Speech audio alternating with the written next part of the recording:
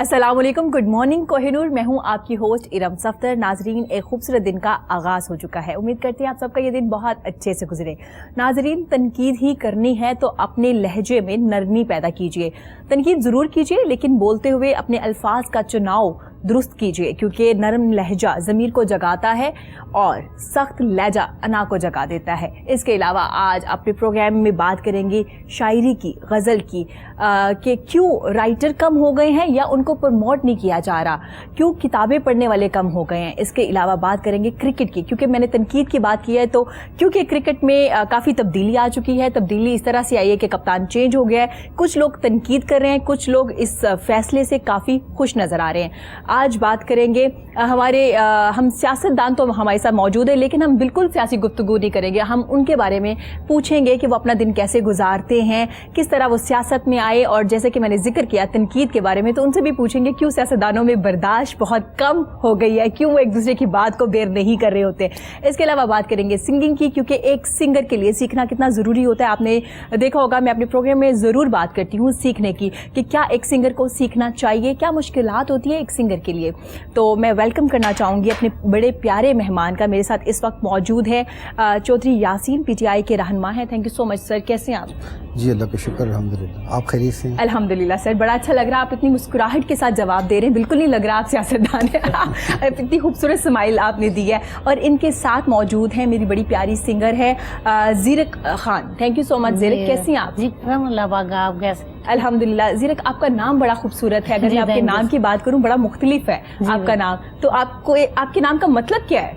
दानिशमंद, अक्लमंद, मतलब होशियार। ज़ीरक जिसको कहते हैं कि ये बहुत ज़ीरक है, बहुत होशियार है या चुस्त है। तो हैं आप, होशियार हैं आप? शायद हूँ, तो आज इधर बैठी हूँ। अच्छा, होशियार होना बड़ा ज़रूरी है जी सीट पे बैठने के लिए। इसके अलावा मेरे साथ मौजूद हैं साबिक कप्तान है जी जूनियर क्रिकेट टीम के, अक्सर आपने इनको टीवी पे तबसरे करते हुए भी देखा है जी, काशिफ महमूद भट्ट है मेरे साथ। Thank you so much Kashif, कैसे हैं आप? अल्लाह का एहसान, आप खैरियत से हैं? अल्हम्दुलिल्लाह। इसके अलावा जो मेरे आज के मेहमान हैं जी, बड़े प्यारे मेहमान हैं, राइटर हैं, शायर हैं। इसके अलावा अगर बात की जाए financial adviser and chief account officer भी है पाकिस्तान रेलवे में। आज हम उनसे बात करेंगे, इतनी बड़ी बड़ी जिम्मेदारियाँ, इसके अलावा भी वो काफ़ी डिपार्टमेंट में मुंसलिक रह चुके हैं, कैसे पूरी करते हैं। Thank you so much Shakeel Jazib साहब, कैसे हैं आप सर? बहुत शुक्रिया, आपका शुक्रिया, अल्हम्दुलिल्लाह, थैंक यू कि आपने मुझे टाइम दिया। Thank you sir. सर, मैंने आज बात की है तनकीद करनी चाहिए, अगर कोई करना चाह रहा है, तनकीद करने का तरीका क्या होना चाहिए, लहजा कैसा होना चाहिए तनकीद का? देखिए, दो बातें हैं। एक तो तनकीद होती है, एक इख्तलाफ राय होता है जी। दोनों चीज़ें अलग अलग हैं। इख्तलाफ राय एक कॉमन चीज़ है। एक घर में भी 8-10 लोग हैं, 5-6 लोग हैं, हमारी फैमिलियाँ तो माशाल्लाह से काफ़ी बड़ी होती हैं, तो वो बहनों भाइयों के दरमियान भी मुख्तलिफ इश्यूज़ के ऊपर डिफरेंट ओपिनियन हो सकती है, मुख्तलिफ राय हो सकती है। और उसमें ये होता है कि उसी घर में रहते हुए, उसी एनवायरनमेंट में रहते हुए आप अपनी अपनी बात पर कायम रहते हैं, लेकिन उसको किसी दूसरे पर इम्पोज नहीं करते जी। तनकीद एक चीज़ ये है कि आपको अगर किसी दूसरे का कोई अमल बुरा लगा है जी, या वो आपकी जो वैल्यूज़ हैं या आपके जो स्टैंडर्ड्स हैं, आप उसके मुताबिक उसको नहीं समझते, तो आप उसको उस पर तनकीद करते हैं, आप उसको उसकी खामियां बताते हैं कि इसमें ये खामी है, ये। अब इसके भी दो मकसद हैं कि तनकीद आप क्या अगले बंदे की इस्लाह के लिए करना चाह रहे हैं, बिल्कुल, क्या आप एक मुआशरे में बेहतरी के लिए करना चाह रहे हैं, या सिर्फ महज इख्तलाफ या अगले को नीचा दिखाने के लिए। हमारे साथ खैर सियासतदान भी बैठे हैं, वो आपको ज़्यादा बेहतर अंदाज में ये बता सकते हैं कि ये तनकीद का मकसद क्या है और तनकीद को किस मकसद के लिए हम इस्तेमाल कर सकते हैं। क्योंकि आज की गुफ्तगू का आगाज़ ही तनकीद के हवाले से व्यू पॉइंट्स पे किया, तो वो बचपन में सुनते थे ना कि कोई चीज़ बुरी नहीं है। एक अगर चाकू है तो चाकू अगर किसी डाकू के हाथ में है तो वो उससे लूटमार करेगा, बिल्कुल, पेट काटेगा।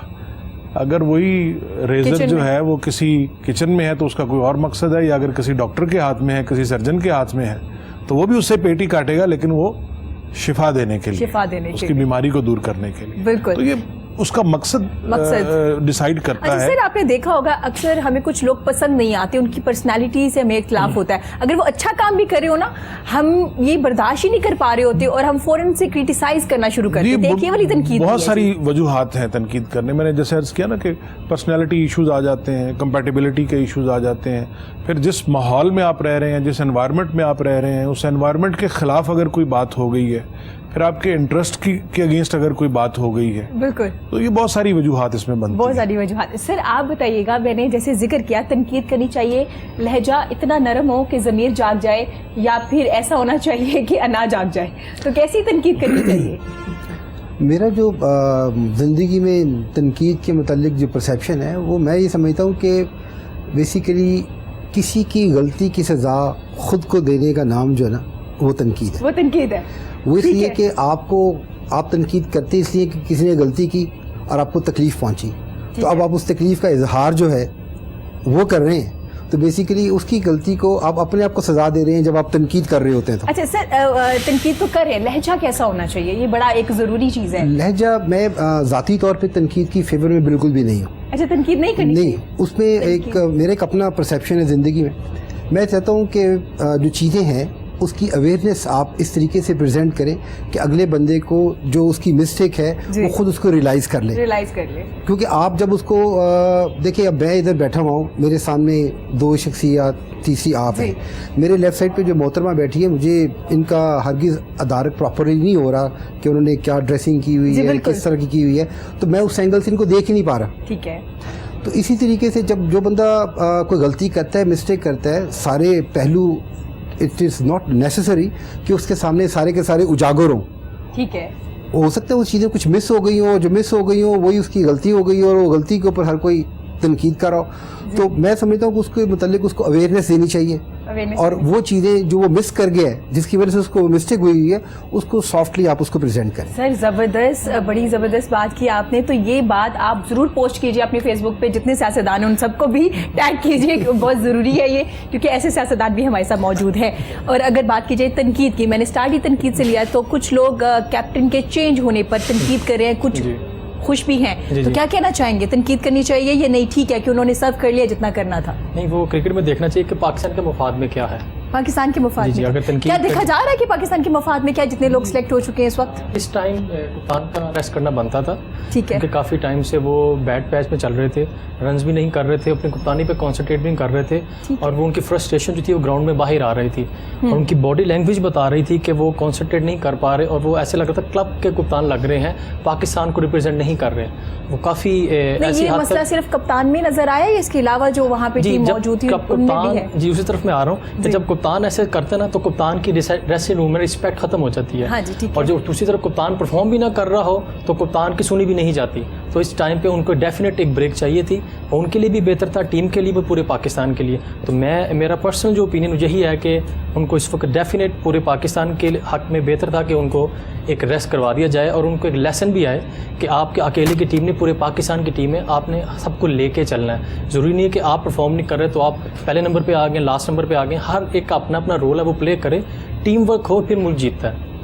اور بات کریے کہ ان پہ تنقید کی جا رہی ہے, میں بتاتا چلوں کہ ان کی ایز اے کپتان ریشو جو جیت رہے تھے, پاکستان چیمپئنز ٹرافی بھی جیتا ہے, لیکن تب ایک ٹیم ورک ہو رہا تھا. بابر اعظم نے پرفارم کر دیا 37 میں سے آلموسٹ 29 میچز. ہاں جی, حسن علی نے پرفارم کر دیا, شاداب نے پرفارم کر دیا, فخر نے پرفارم کر دیا, تو کپتان کا نام ہو گیا. ایک پورے 1.5 سال میں کپتان نے خود پرفارم نہیں کیا ہے, پھر آہستہ آہستہ پھر وہ لاوا بنتا ہے, پھر ایک دم باہر آیا.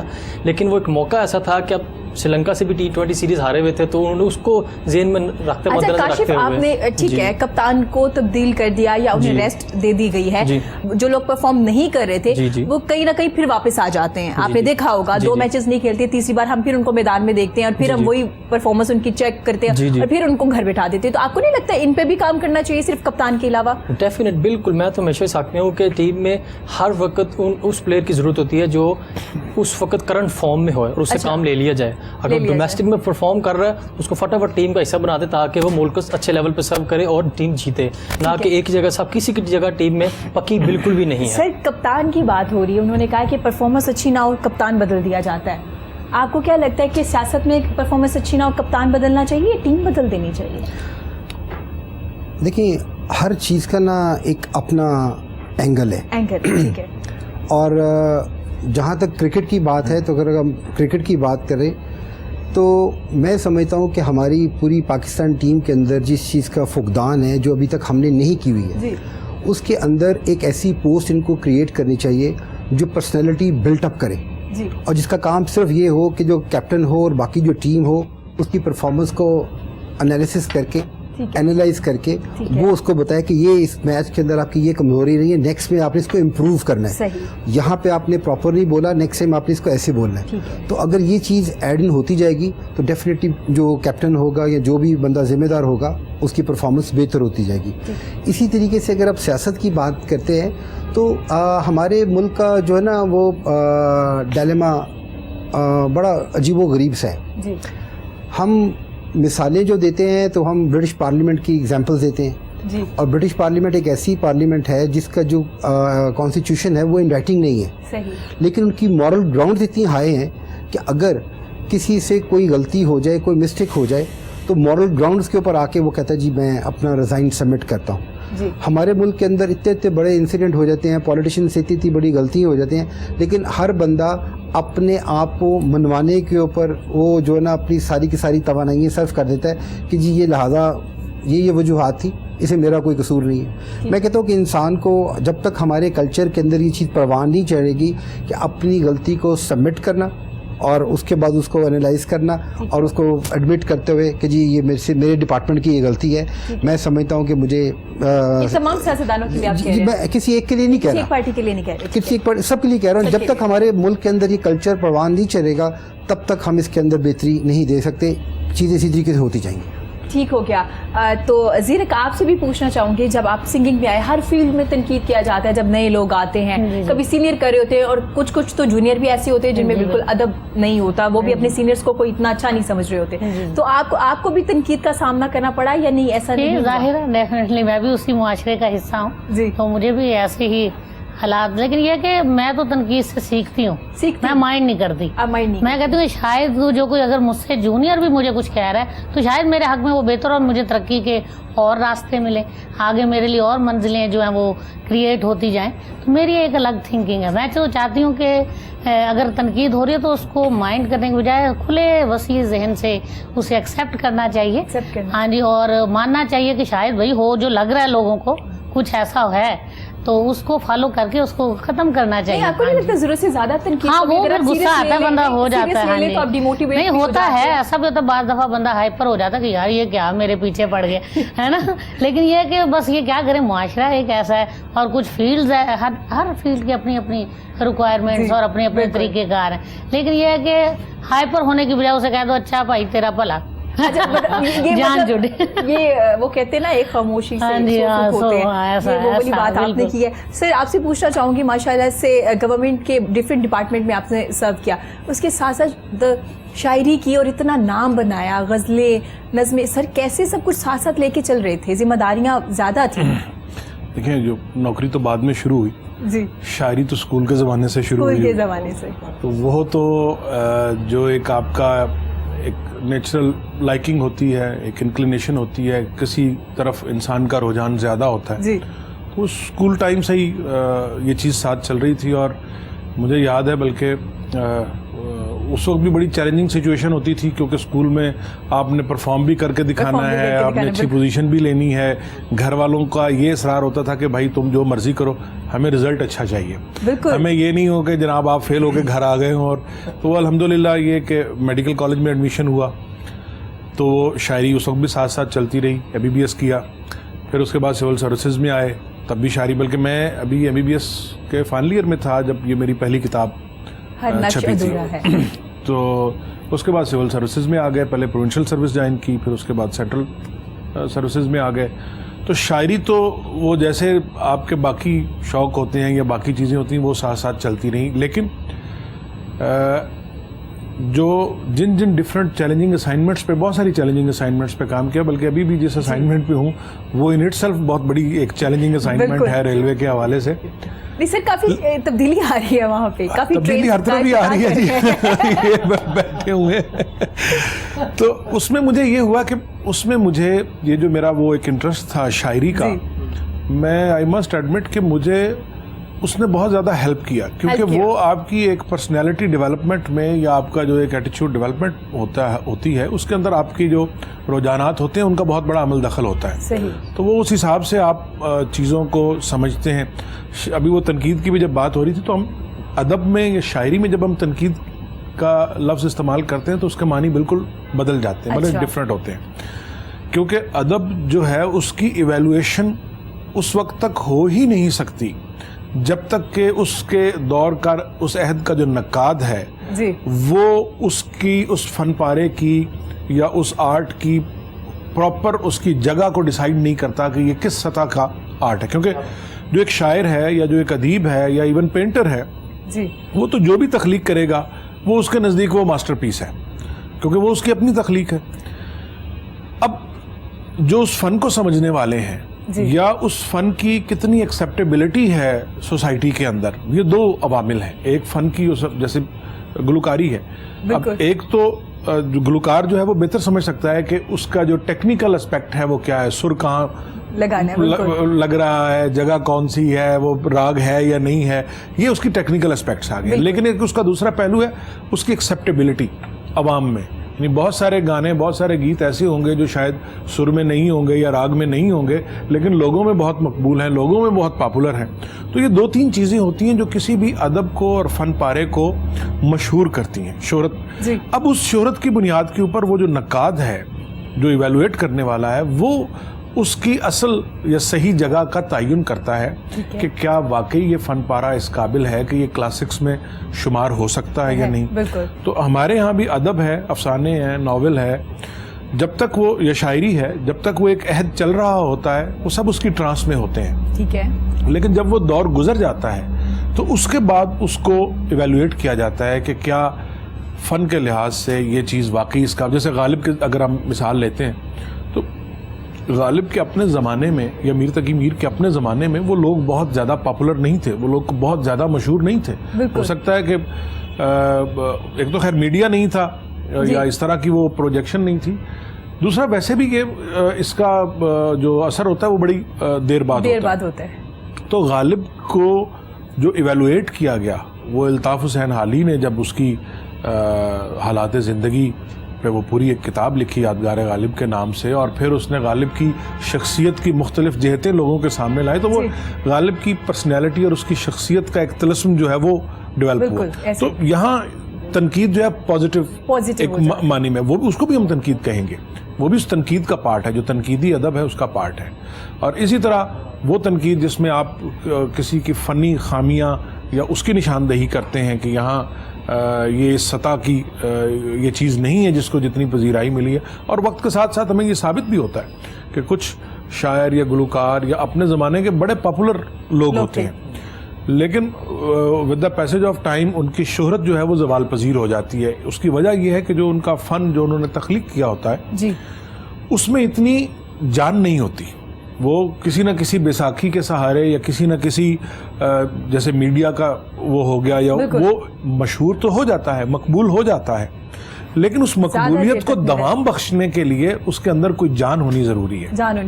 تو یہاں پہ میں ذکر کروں گی, آپ نے سوشل میڈیا پہ بہت سے شاعر دیکھے ہیں, تو ان کے بارے میں کیا کہنا چاہیں گے؟ آپ کافی لکھ رہے ہیں اور کچھ شاعر ایسے بھی آئے ہیں, آپ نے دیکھے بھی ہوں گے ویڈیو, جان ایلیا کو بھی کافی زیادہ وہ کر رہے ہوتے ہیں, کاپی کر رہے ہوتے ہیں. اصل میں وہ آج بھی ایک بات ہو رہی تھی کہیں, ہمارے ہاں بدقسمتی یہ ہے کہ وہ ایک بھیڑ چال شروع ہو جاتی ہے. ہم فلم انڈسٹری کی بات کریں, اب ایک زمانہ تھا کہ پاکستان کی اپنی فلم انڈسٹری بڑی زبردست فلم انڈسٹری تھی, سال کی سینکڑوں فلمیں بنتی تھیں, لوگ دیکھتے تھے, اچھی فلمیں بنتی تھیں, سبق آموز فلمیں بنتی تھی. پھر کیا ہوا کہ اس میں پاپولیرٹی کا ایلیمنٹ آ گیا, اس میں کمرشلزم کا آ گیا کہ جی اچھا یہ اس ٹائپ کی فلم جو ہے نا یہ زیادہ بزنس کر رہی ہے. تو وہ جو ایک معاشرے کا جو ایک اصلاحی پہلو تھا وہ آہستہ آہستہ اس میں سے دور ہوتا گیا. وہ مولا جٹ ٹائپ کی فلمیں بننی شروع ہوئی, پھر جو دھڑا دھڑ آپ نے ہر طرح کے گینگسٹر کو جو ہے وہ ہیرو بنا کے پیش کر دیا. ایک دفعہ بوم پہ گئی ہر چیز, لیکن اس کے بعد اس کا نتیجہ یہ ہوا کہ آج پاکستان کی فلم انڈسٹری کا کہیں نام. اچھا یہی حال آپ کا سٹیج کے ساتھ ہوا. آغا حشر کاشمیری سے آپ سٹارٹ کریں, بر صغیر پاک و ہند میں سٹیج کی کتنی شاندار اور کتنی بھرپور روایت تھی, کتنے اچھے اچھے ڈرامے سٹیج ہوئے, لوگ فیملیز کے ساتھ جا کر بیٹھتے تھے, سٹیج کی پرفارمنس کو انجوائے کرتے تھے. لیکن وقت کے ساتھ ساتھ جب وہ کمرشلزم کا دور آیا تو سٹیج کا وہ برا حال ہو گیا کہ لوگوں نے فیملیز کے ساتھ جانا چھوڑ دیا, سوائے لچر پن کے اور سوائے گالیوں کے سٹیج پہ کچھ نہیں رہا. اس زمانے میں بھی وہ لوگ بہت پاپولر ہوئے, اس سٹیج نے بہت پیسہ کمایا, لیکن اس کا نتیجہ کیا ہوا کہ وہ اس کے خلاف ایک ریئیکشن سٹارٹ ہوا, اور آج آپ کا سٹیج بالکل زیرو ہو گیا, ختم ہو گیا. ابھی پھر کوئی تھوڑی بہت اگر اٹریکشن یا اٹینشن گین ہوتی ہے تو انور مقصود کا کوئی ڈرامہ پرانا انگن ٹائپ یا اس طرح کا آ گیا, اس کو لوگ پھر پریفر کرتے ہیں جا کے فیملیز کے ساتھ دیکھنا, اور ادروائز کوئی بندہ سٹیج نہیں دیکھتا. بالکل ایسا ہی ہے. اب بدقسمتی سے یہی حال ہمارا شاعری کے ساتھ ہو رہا ہے کہ شاعری میں آپ نے فیض صاحب, فراز, احمد ندیم قاسمی, قتیل شفائی, اتنے بڑے بڑے نام آپ کو نظر آتے ہیں ماضی قریب میں. ایون موجودہ دور میں بھی فراز صاحب کے بعد بھی بہت بڑے بڑے جو فنی لحاظ سے جن کو میں سمجھتا ہوں کہ پختہ لوگ ہیں یا بڑے لوگ ہیں, عباس تابعی صاحب کا نام ہے, دوسرے جو انڈیا میں عرفان صدیقی صاحب بہت ہو گئے ہیں, اور بہت سارے لوگ. لیکن اب جب کمرشلزم کا اس میں ایلیمنٹ آ گیا, اب ایک چیز اس میں ہے مشاعرہ. اچھا, مشاعرہ جب تک تو وہ صرف شائقین فن تک رہا, جو لوگ شعر سننے کے لیے آتے تھے مشاعرہ, اس سے اپنی کوئی حظ اٹھاتے تھے, اس وقت تک تو اس میں کوالٹی کا ایلیمنٹ رہا. جب اس کے اندر کمرشلزم آ گیا, اس میں ایڈز آ گئیں, اس کے اندر اسپانسرشپس آ گئیں, اس میں سوشل میڈیا کا آ گیا کہ جی اچھا فلاں بندہ جو ہے وہ سوشل میڈیا پہ اس کی ویڈیوز کی اتنی لائکس آ رہی ہیں, اس لیے اس کو بلایا جائے, تو آپ نے کوالٹی پہ کمپرومائز. اچھا نہیں سر, تو آپ کیا کہیں گے کہ مشاعرے نے شاعری کو نقصان پہنچایا؟ اس وقت جو حالات ہیں اس میں یہی لگ رہا ہے, لیکن اگین پھر وہی بات آ گئی, اب ہم یہ نہیں کہہ سکتے کہ سٹیج نے اداکاری کو نقصان پہنچایا. ٹھیک ہے, وہ تو آپ نے سٹیج کو جس طرف لے گئے, جس سمت لے گئے, اس نے بیڑا غرق کر دیا. ہاں بالکل. فلم نے آرٹ کو نقصان نہیں پہنچایا. فلمیں آج بھی ہالی ووڈ میں فلمیں بن رہی ہیں, بالی ووڈ میں فلمیں بن رہی ہیں, بڑی اچھی آرٹ فلمیں بن رہی ہیں, بڑی اچھی فلمیں بن رہی ہیں. تو فلم ان اٹ سیلف ایسی چیز نہیں ہے, یا سینما ایسی چیز نہیں ہے کہ جس نے اداکاری کو یا آرٹ کو نقصان پہنچایا. آپ نے سینما کو جس پرپز کے لیے یوز کرنا شروع کر دیا وہ نقصان دہ ہے.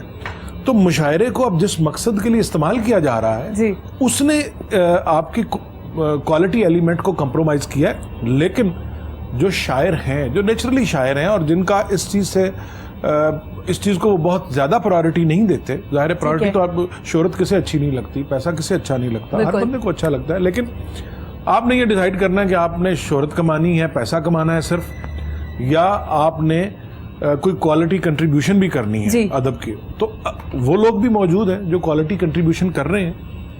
کوئی ایکنالج کرتا ہے, ٹھیک ہے, نہیں کرتا تو وقت یا جو وہ تنقید والی جو ہم نے بات کی کہ نقاد جو ہے وہ الٹیمیٹلی اس کو کسی نہ کسی معیار تک اس کو ایکنالج ضرور کرے گا. میں ایک صرف چھوٹا سا واقعہ میر صاحب کے زمانے کا وہ سنانا چاہوں گا, گفتگو لمبی ہوگی.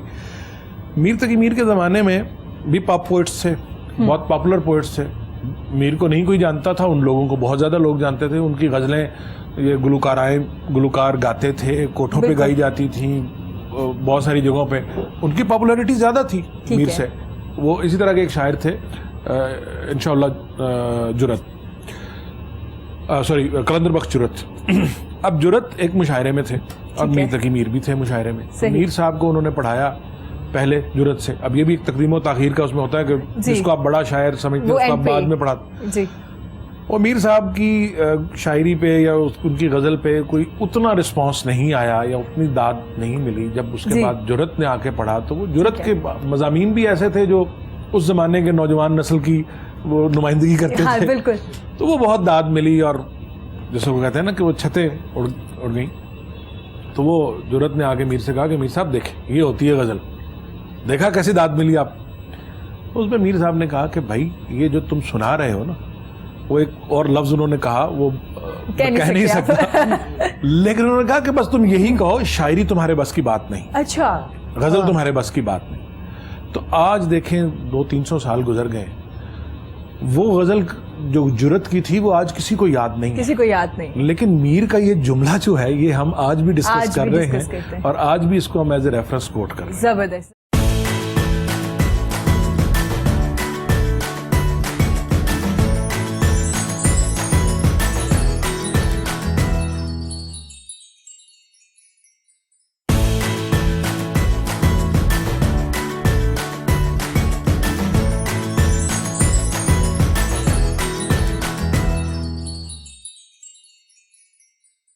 کچھ لوگ شہرت کے لیے آ رہے ہیں جن کی لائن تھوڑی ہٹ ہو جاتی ہے, ہم دیکھتے ہیں سوشل میڈیا پہ, ہم ان کو بلا لیتے ہیں کیونکہ ان کے فالوورز بہت زیادہ ہیں, ہم بھی فیمس ہو جائیں گے, ہمارا مشاعرہ بھی. تو سر آج جو سیاستدان آ رہے ہیں شہرت کے لیے آ رہے ہیں یا کام کرنے کے لیے آ رہے ہیں سیاست میں؟ کیونکہ سر آپ دیکھتے ہیں بڑا ایک رپورٹ آ رہی ہوتی ہے ٹاپ 10 میں کون ہے زیادہ فالوورز سیاستدان کے, سر سوشل میڈیا پہ چل رہا ہوتا ہے. دیکھیں ہمارے ملک کا ایک بہت بڑا المیہ ہے جی, یہ میری ذاتی رائے ہے, آئی کوڈ بی رانگ, لیکن میں نے کیونکہ ورلڈ میں کافی ٹریولنگ کی ہوئی ہے, ویسٹ کے کافی کنٹریز کو اسٹڈی کیا ہوا ہے, ان کے کلچر کو بڑا قریب سے دیکھا ہوا ہے. ہمارے یہاں پہ جو ہے نا کوئی بھی جو کام ہوتا ہے نا وہ بغیر فاؤنڈیشن کے کرنا ہم شروع کر دیتے ہیں. ٹھیک ہے. ابھی شکیل صاحب فرما رہے تھے جیسے شاعری کے متعلق مختلف چیزوں کے متعلق, اگین مجھے مثال ویسٹ کی دینی پڑتی ہے کیونکہ ویسٹ میں سمجھتا ہوں ہم سے آج بھی کم از کم کوئی 150-200 سال ایڈوانس ہے ذہنی طور پہ. اس میں سر کوئی شک نہیں ہے. وہاں پہ آپ ان کا آرٹ دیکھ لیں, آپ ان کا کلچر دیکھ لیں, آپ ان کا میوزک دیکھ لیں, آپ ان کا ڈرامہ دیکھ لیں, ان سب کی باقاعدہ پراپر سوسائٹیز بنی ہوئی ہیں اور وہ ایسی ایک ہیچریز ہے کہ اس ہیچری میں سے چیزوں کو وہ پک کرتے ہیں اور پھر پوری ٹریننگ کرنے کے بعد آہستہ آہستہ آہستہ آہستہ اسٹیپ بائی اسٹیپ کے اندر بندہ وہاں پہ پہنچتا ہے. ہمارے ملک کے اندر جو ہے اس طرح کی تو وہ چیزیں نہیں ہیں. ٹھیک ہے, بس بندے نے کوئی ایسا کام کیا جیسے وہ بتا رہے ہیں کہ میر کے مقابلے میں دوسرا شاعر آیا تو ہم نے جو ایک ٹریڈیشنل بندہ ہے جس کی بیس بنی ہوئی ہے ہم اس کو بھول کے ایک ایسے بندے کو جو وقت کا فائدہ اٹھاتے ہوئے کوئی نہ کوئی ایسی بات کر کے ہم نے کہا جی واہ جی واہ کمال کر دیا, چونکا دیا. لیکن یہ بات کو بھول جاتا ہے کہ یار اس کی دیکھو پوری زندگی لگ گئی ہے اس کو سیکھنے کے لیے اور سارا کچھ وہاں پہ پہنچنے کے لیے, اور ایک بندہ جو بیس لیس ہے جس کی بیس ہی نہیں ہے وہ اتنے ہیش ٹیگ آ گئے یا اتنے فالوورز آ گئے, اتنے دیکھنے والے آ گئے. ہمارے پاکستان کا جو کمپیریزن ہے دنیا کے کسی ملک کے ساتھ ہم نہیں کر سکتے کیونکہ ہم نے یہاں پہ معیاری سوشل میڈیا کو بنا لیا. اور سوشل میڈیا کے اندر آپ جو مرضی اس کے متعلق کہہ دیں, لوگ کہیں گے یار دیکھو یہ جو لکھا ہوا ہے نا کچھ نہ کچھ تو بات ہے. سر سوشل میڈیا نے بڑا رول ادا کیا اس الیکشن میں. آپ نے دیکھا تھا لوگ وہیں پہ الیکشن میں ووٹ کاسٹ کرتے تھے کہ آپ اپنا ووٹ کس کو دیں گے, وہاں پہ ڈیسیژن آ رہے تھے باقاعدہ. اخلاقیات پہ بہت بڑا جی میں گزارش کر رہا ہوں. اور دوسرا جو آپ بات کر رہے تھے نا کہ جیسے کرکٹ کے اندر ایک بندہ چلا گیا اب دوسرے کی آنے کی گنجائش, دیکھیں جو پرماننٹ دوام ہے نا وہ صرف اور صرف اللہ رب العزت کی ذات کو ہے. اس کے علاوہ دنیا کی کوئی مجھے ایسی ہستی بتا دیں, نبی صلی اللہ علیہ وسلم, صحابہ اکرام جو ہمارے ہیں یا خلفائے راشدین جن کو ہم آج بھی اسٹڈی کرتے ہیں, کسی کی ذات کو نہیں ہے سوائے اللہ کی ذات کو دوام ہے. باقی آپ کرکٹر لے لیں, عمران خان صاحب بہت اچھے کرکٹر ہے لیکن ہر چیز کا نا ایک سائیکل ہے, اس نے اس سائیکل کے اوپر جا کے نا سیچوریشن پوائنٹ پہ آنا ہوتا ہے, اب پھر اس کا ڈکلائن آنا ہی آنا ہے. یہ ہو نہیں سکتا کہ ڈکلائن آئے نا. ایک ٹائم تھا black and white television تھا, پھر کلر ٹیلی ویژن آ گیا, پھر LED آ گیا, پھر LEV آ گیا, پھر میکس آ گیا. مختلف چیزیں ایڈوانسز سے ایڈوانسز آتی جاتی ہیں اور پیچھے جو چیزیں ہیں وہ پیچھے ہٹتی جاتی ہیں. اسی طریقے سے شاعری کے اندر بھی جدت آئے گی. اور ریکارڈ بیسیکلی جب بھی بندہ کوئی بناتا ہے نا تو وہ ریکارڈ ہوتا ہی توڑنے کے لیے جو ریکارڈ بناتا ہے نا وہ کہتا ہے جی جو میرے پاس بیسٹ تھا نا میں نے بنا دیا, اس کی بیسس اس کو نوبل پرائز مل جاتا ہے. لیکن آپ دیکھیں ہر سال کسی نہ کسی فیلڈ میں پھر بھی نوبل پرائز مل رہے ہوتے ہیں اور اس فیلڈ میں ہی مل رہے ہوتے ہیں. کیوں؟ کیونکہ جو آنے والا ہے اس نے اتنی زیادہ اس کے اندر محنت کی ہے, اتنی زیادہ تحقیق کی ہے کہ اس نے بالکل ایک ڈفرینٹ ہی آسپیکٹ دکھا دیا جو اس سے پہلے کسی نے دکھایا نہیں. بالکل ایسا ہی ہے. تو اس موقع پہ وہ جو ریکارڈ ہے وہ پھر بریک ہو جاتے ہیں. اسی طریقے سے سیاست ہے. ایک ٹائم تھا ہمارے ملک کے اندر وہ ریڈیو پہ کمنٹری کر رہے تھے, مجھے کسی بندے نے واقعہ بڑا سنایا انٹرسٹنگ, تو وہ جو بتا رہے ہوتے تھے نا ہاکی کے میرے ایک دوست ہوتے تھے, اللہ تعالیٰ ان کو غریق رحمت کرے, پاکستان ہاکی ٹیم کے کپتان بھی رہے منصور احمد. تو اپنا جب ان سے اس دور میں ہاکی ہم جب کالج میں ہوتے تھے تو وہ اکثر اس زمانے میں گورنمنٹ کالج کے اندر ریڈیو میں بھی لڑکوں نے پاس رکھا ہوتا تھا سننے کے لیے کہ یہ چلا ہے, کیونکہ فون وون تو اس زمانے میں ہوتے نہیں تھے, موبائل اتنا زیادہ استعمال. تو وہ اپنا جو وہ کمنٹری وہ کر رہے تھے نا, تو وہ مجھے کہنے لگا یار اس موقع پہ تو میں تو یہ تو ایسے نہیں ہوا تھا, یعنی کہ وہ ایڈوانس چیزیں بتا رہے ہوتے تھے جب ریڈیو پہ کمنٹری چل رہی ہوتی جو کہ لائیو کا حصہ نہیں ہوتی تھی.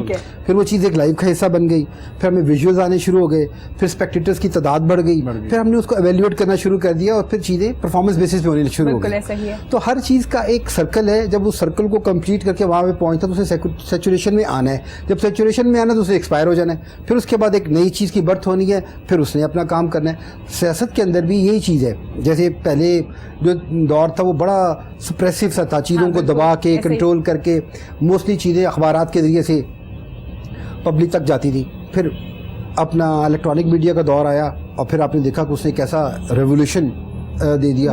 اب بھی ٹی وی کے اندر اگر آپ دیکھتے ہیں تو مختلف جب لوگ بات کر رہے ہوتے ہیں تو آپ کو کلیئر محسوس ہو رہا ہوتا ہے یار یہ کوالٹی کی بات کون کر رہا ہے, ایجوکیشن کے اوپر کون بات کر رہا ہے, کس کی زیادہ گرپ ہے, اور جو بیٹھا ہوا جو صرف ٹائم پاس کرنے کے لیے آیا ہے وہ کون سا ہے. تو یہ پبلک کو ایک اویئرنیس مل گئی ہے. وہاں پہ بھی یہی دیکھا جاتا ہے نا کہ اپنے شو میں کن کو بلائیں گے جن کے فالوورز زیادہ ہیں, لوگ کن کو زیادہ دیکھ رہے ہیں, کہیں نہ کہیں بات آ کے پھر سوشل میڈیا پہ آ جاتی ہے. لیکن ہمیں اپنی مورالٹی جو ہے نا یہ بہت زیادہ ضروری ہے اپنی سوسائٹی میں اس کو پروان چڑھانے کے لیے. وہ سیاست ہے یا ہماری پریکٹیکل لائف ہے. جب تک ہم اب دیکھیں سنگاپور کے اندر وہ 7 سال تک بچے کو کچھ بھی کوئی بک نہیں دیتے ہیں, صرف اور صرف ان کو مورالٹی بڑھاتے ہیں. جبکہ ہمارے اسلام میں بھی ایسا ہے کہ ایسے ہی بچوں کو کرنا چاہیے. اور سنگاپور کا جو اسکول آف سسٹم ہے, چھوٹا سا ملک ہے سنگاپور, لاہور کے سے بھی چھوٹا ہوگا, دنیا کا نمبر 1 سر ان کا سسٹم ہے ایجوکیشن کے اندر. اور وہ صرف بچے کو 7 سال تک یہ پڑھاتے ہیں کہ ہاؤ ٹو سے تھینک, اور اس کو مینر سکھاتے ہیں, چیزیں سکھاتے ہیں. 7 سال بعد پھر اس کی پڑھائی شروع ہوتی ہے. تو ہمارے یہاں پہ یہ دیکھیں آج کل کے دور کے اندر ہمارے اسکول کے اندر بچے جو جا رہے ہیں تو بس وہ یہی ہے, وہ قاعدے رکھے ہوئے ہیں, وہ انہی کو پڑھ رہے ہیں, اور وہی نہیں, وہ تو جی بالکل ایک کنفلکٹنگ ہو جاتا ہے کہ اسکول میں وہ ان کو جو پڑھایا جا رہا ہے وہ ایک الگ نظام اور ایک الگ ماحول ہے. گھر جب آتے ہیں اور وہ بیہیو دیکھتے ہیں پیرنٹس کا لوگوں کے ساتھ, باقی وہ اس کو ان سے بالکل ایک اپوزٹ لگتا ہے. تو وہ بیچارہ بچہ تو وہ 4-5 سال اپنی زندگی میں جب وہ ہوش سنبھالنا سیکھتا ہے تو وہ بڑا کنفیوز ہو جاتا ہے, کنفلکٹ میں آ جاتا ہے. میں کیا کروں. اسکولز ایسے ہیں جس میں 3 سال کے بچے کا ایڈمیشن ہوتا ہے, اس کے بعد نہیں ہوتا, آپ کو پتہ ہے اس چیز کا. دوسری بات پھر ہم کیوں کہہ رہے ہوتے ہیں کہ ہمارے بچے پیرنٹس سے دور ہو گئے. جب اب 3 سال کا بچہ آپ کا اسکول جا رہا ہے, آپ کو ٹائم نہیں دے رہا, وہ اپنی ٹیچر کے ساتھ یا اپنی آیا کے ساتھ زیادہ اٹیچ ہو گیا نا, تو کہیں نہ کہیں یہ ساری چیزیں نا ہمیں مورالٹی جو ہے نا اپنی سوسائٹی کے اندر اس کو دوبارہ سے امپلانٹ کرنے کی ضرورت ہے. ہمیں بہت زیادہ اس کی کمی جو ہے نا, ہم جو اپنی آئندہ آنے والی جو جنریشنز ہیں ان کو اگر ہم ڈیلیور نہیں کریں گے تو ہم ایک ایسے پوائنٹ کے اوپر آ جائیں گے جو کسی بھی وقت ٹلٹ ہو جائے گا مورالٹی کے. بالکل مورالٹی گھر کے علاوہ سے آپ نہیں سیکھ سکتے, بالکل اسکول سے نہیں سیکھ سکتے, آپ معاشرے سے نہیں سیکھ سکتے. مورالٹی وہی ہے جو آپ کو آپ کے پیرنٹس نے سکھا دی اور آپ نے وہ آبزرو کی. صرف یہ نہیں کہ انہوں نے بتا دیا اور آپ نے سن لیا. آپ مطلب میں نے جس طرح سے اپنے والد کو دیکھا ہے یا والدہ کو دیکھا ہے تو میں نے اس چیز سے زیادہ اثر لیا کہ وہ ان کا بیہیو کیا تھا, بالکل وہ کرتے کیا تھے. بالکل ایسے ہی ہے. جی بات کریں گے اب T20 کے لیے. آسٹریلیا کے لیے ٹیم سلیکٹ ہو چکی ہے, لوگ خوش ہیں, پروگرامز میں بھی بات کر رہے ہیں کہ ینگسٹر کو موقع مل چکا ہے. تو کیا کہیں گے آپ, اچھا ہو گیا, نئے لوگ آگے آ رہے ہیں؟ بہت ہی بہترین ہوا ہے, جس کا پچھلے 1 سال سے انتظار تھا کہ وہ لوگ جو کنٹینیوسلی ڈومیسٹک میں پرفارم کر رہے ہیں اور وہ بیتاب ہے پاکستان کے لیے پرفارم کرنے کے لیے. اس میں خوش دل شاہ کا نام آیا ہے, محمد عرفان نے کم بیک کیا ہے, اور اللہ مغفرت فرمائے عبدالقادر صاحب کے ان کے بیٹے عثمان قادر صاحب, اس کا پہلی دفعہ نام آیا ہے. یہ بڑی خوشی مجھے ہوئی ہے کہ وہ لوگ جو پرفارم کر رہے ہیں اور ان کے لیے جگہ بنائی گئی اور وہ اب نہیں ابھی تو سلیکٹ ہوئے نا, کیا وہ پرفارم کر پائیں گے؟ کیونکہ ورلڈ کپ میں بھی ینگسٹرز کو ساتھ تو لے کے گئے تھے, لیکن کیا ہوا, پرفارم ہی نہیں کر پائے, انہیں موقع ہی نہیں دیا گیا. تو کیا اس بار بھی ایسا ہوگا؟ لیکن چیمپئنز ٹرافی میں ہم PSL کے 5 پلیئرز لے کے گئے تھے, حسن علی شاداب, فخر زمان, یہ وہ پلیئر تھے 5-6 ان کا کمبینیشن بن کے تو پھر ہم چیمپئنز ٹرافی کے چیمپئنز بنے. اور ورلڈ کپ میں ٹوٹلی اپوزٹ کر دیا, دوبارہ سے بیک گیئر لگا کے پرانے پلیئرز لے آئے ایک دم, اور وہ سارا کمبینیشن ٹوٹ گیا. اب اس دفعہ پھر سری لنکا سے سیریز آ رہے ہیں, اس سے سبق سیکھ کے نئے لڑکے لے کے سینئر جونیئر کا کمبینیشن بنایا گیا ہے. اور اس کے مجھے اس پہ بڑی امید ہے کہ جب تک کھیلیں گے نہیں سیکھیں گے نہیں. جب تک سینئر پلیئر کے ساتھ جونیئر ڈریسنگ روم شیئر نہیں کرے گا وہ کبھی بھی لرن نہیں کر سکے گا کہ آپ نے انٹرنیشنل لیول پہ کیسے پاکستان کو ریپرزینٹ کرنا ہے. تو میرے خیال سے میرے پوائنٹ آف ویو سے بڑی بہترین ٹیم اناؤنس ہوئی ہے, کیونکہ آسٹریلیا والے بہت ہوم ورک کرتے ہیں ٹیکنالوجی کے حساب سے کہ کون سے پلیئر کی کیا خامی ہے کیا اچھا ہے. ان کو ہمارے 3-4 پلیئرس کا نہیں پتا. نسیم شاہ جسٹ 18 ایئرز اولڈ, موسیٰ خان جسٹ 19 ایئرز اولڈ, اور دونوں ہی 145 پہ گین کرنے والے ہیں, 145 کلومیٹر پہ. اچھا, موسیٰ کا بڑا ذکر کیا جا رہا ہے کہ 19 سال کے ہیں, کیسا پرفارم کریں گے آپ؟ جی انہوں نے کیا سر, میں لاسٹ ایئر اسلام آباد یونائٹیڈ کو ریپرزینٹ کیا تھا اور آؤٹ اسٹینڈنگ پرفارم کیا تھا, اور مجھے خوشی چیز کی ہے کہ ایک اچھے پلیٹ فارم پہ ان کو جگہ ملی ہے کہ آسٹریلیا کی جو خلاف سیریز ہوتی ہے آسٹریلیا انگلینڈ کی, وہ پوری دنیا اس کو کور کرتا ہے. اگر وہاں پہ وہ پرفارم کرتے ہیں تو میرے خیال سے پاکستان کا فیوچر بڑا تابناک ہے. زبردست. اور اگر انہیں موقع دیا گیا دوبارہ پھر پرفارم کرنے کا, یہ بھی بڑا ضروری ہے. ایگزیکٹلی, وہ تو میں تو پہلے کہتا ہوں. اچھا, آپ نے ذکر کیا, آپ نے ایک کالم لکھا جس میں آپ نے کہا فواد عالم کے ساتھ بڑی ناانصافی ہو گئی ہے, تو کیا آپ کو لگتا ہے انہیں بھی سلیکٹ کرنا چاہیے تھا؟ جی ٹیسٹ ٹیم, یہ T20 کی تھی, ٹیسٹ کی بھی علیحدہ ٹیم اناؤنس ہوئی ہے. ایک T20 کی ٹیم اناؤنس ہوئی ہے, ہمارے 3 T20 آسٹریلیا میں. کپتان کو بھی چینج کر دیا گیا, اظہر علی کو ٹیسٹ ٹیم کا کپتان بنایا گیا, بابر اعظم کو T20 کا کپتان بنایا گیا. اظہر علی کو میرے خیال سے ٹیم کپتان سے بنایا گیا کیونکہ اس وقت ہمیں سینئر پلیئر کی ضرورت تھی جو لانگ فارمیٹ میں لڑکوں کو لے کے چلے. اس میں میرے خیال سے ہمیں اس میں وہاب ریاض میں ایک ایسی ہے جو ہمارے واحد پلیئر ہیں جو جونیئرس کو لے کے چلتے ہیں. تو میرے خیال سے وہاب کے ساتھ ہوتے ہوئے نا نسیم شاہ, موسیٰ خان اور ہمارے جونیئرس کو وہ ساتھ لے کے چلیں گے اور وہاں پہ اچھا پرفارم کرنے دیکھنے کو ملے گا. کاشف, کہا جا رہا ہے کہ جو سری لنکا کا میچ ہوا, سیریز ہوئی جو ہم لوگ ہار گئے, اس کی وجہ سے کپتان کو چینج کیا گیا. تو کئی لوگوں نے یہ بھی کریٹیسائز کیا کہ آپ اگر چیف سلیکٹر یا ہیڈ کوچ ایک ہی بندہ ہوگا تو انہوں نے سلیکٹ کیے نا ٹیم کے لوگ, تو کیوں نہ انہیں بھی دیکھیں نا. پاکستان ٹیم کلیئرلی کہہ دیا گیا تھا کہ جی پاکستان کرکٹ بورڈ کے جو چیئرمین ہیں وہ کپتان اناؤنس کریں گے. ٹھیک ہے, کپتان کو اناؤنس کرنا چیئرمین کام ہے, لیکن مشاورت ہوتی ہے ہیڈ کوچ سے, سلیکٹر سے ضرور ہوتی ہے. لیکن وہی ہوا چیف چیئرمین نے اسٹیٹ وے کہا جی کہ آپ you are no more captain. لیکن میرے خیال سے سرفراز بہت ہی لکی آدمی ہے کہ پاکستان میں ہمیشہ بس ایک پرچہ تھما دیا جاتا ہے کہ جی کہ آپ نہیں ہیں, کسی کو ریٹائرمنٹ کا چانس نہیں ملتا, کسی کو کوئی آنر نہیں دی جاتی. سرفراز کو ابھی نیشنل T20 فیصل آباد میں چل رہا تھا, پاکستان کرکٹ بورڈ کے MD ان کے پاس گئے تھے, ان کے ہوٹل میں, ان کو کہا جی کہ ہمارا یہ پلان ہے تو آپ خود ریٹائرمنٹ اناؤنس کریں گے ایز اے کیپٹن یا ہم آپ کو یہ کرنا چاہتے ہیں, ہمارا یہ پلان ہے. تو بجائے اس کہ وہ عزت سے کہتے کہ نہیں ٹھیک ہے اگر آپ یہ کرنا چاہتے ہیں میری بھی عزت رہ جائے گی اور ملک کا بھی پوری دنیا میں اچھا میسج جائے گا, انہوں نے کہا نہیں جی نہیں میں تو بھی کروں گا.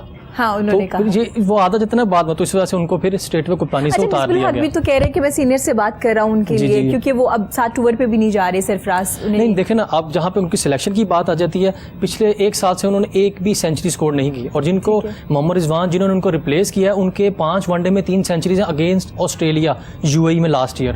تو اس کے وجہ سے کہ سلیکشن بالکل ٹھیک ہوئی ہے. ایز اے کپتان آپ نے ڈیفینیٹ پرفارم کرنا ہے, کیونکہ کپتان جو ہوتا ہے وہ فرنٹ سے لیڈ کرتا ہے. اگر کپتان ہی پرفارم نہیں کرے گا تو ٹیم کا مورال ڈاؤن ہو جاتا ہے. جی اگر آپ کی فواد عالم کے خرم منظور کی سلیکشن کی بات کر رہے ہیں تو 3 سال سے وہ کنٹینیوسلی پرفارم کر رہے ہیں, تو انہی کی ٹیم سے کھیلتے ہیں سرفراز کی. جی تو سرفراز نے ان کو سلیکٹ نہیں کیا, وہ میرے لیے بڑا تھا کہ 3 سال سے کنٹینیوس پرفارم کر رہے ہیں, اور کپتان ہو کے اپنے ٹیم میٹ جو ڈومیسٹک میں ان کے ٹیم میٹ ہیں ان کو جگہ نہیں دلا سکے تھے اپنے پاکستان ٹیم میں. یہ میرے لیے بڑا سرپرائزنگ تھا. یہ آپ کے لیے سرپرائزنگ تھا, اور انہوں نے کانفرنس میں بھی کہا کہ ہمارے پاس بہت سرپرائز ہے دینے کے لیے مسٹر حق نے, اور اگریسو ورڈ انہوں نے 10 سے 12 بار یوز کیا. اب دیکھیں کیا ہونے والا ہے. ہم لوگ بیسٹ آف لک کہتے ہیں اپنی ٹیم کو کہ وہ جیت کے آئیں, کیونکہ جو سلیکٹ کیا گئے ہیں وہ اچھا پرفارم بھی کر پائیں. اور اگر آپ کی سنگنگ کی بات کی جائے تو آپ کب سے گا رہی ہیں؟ مطلب پروفیشنل طور پہ تو 5 سال ہو گئے.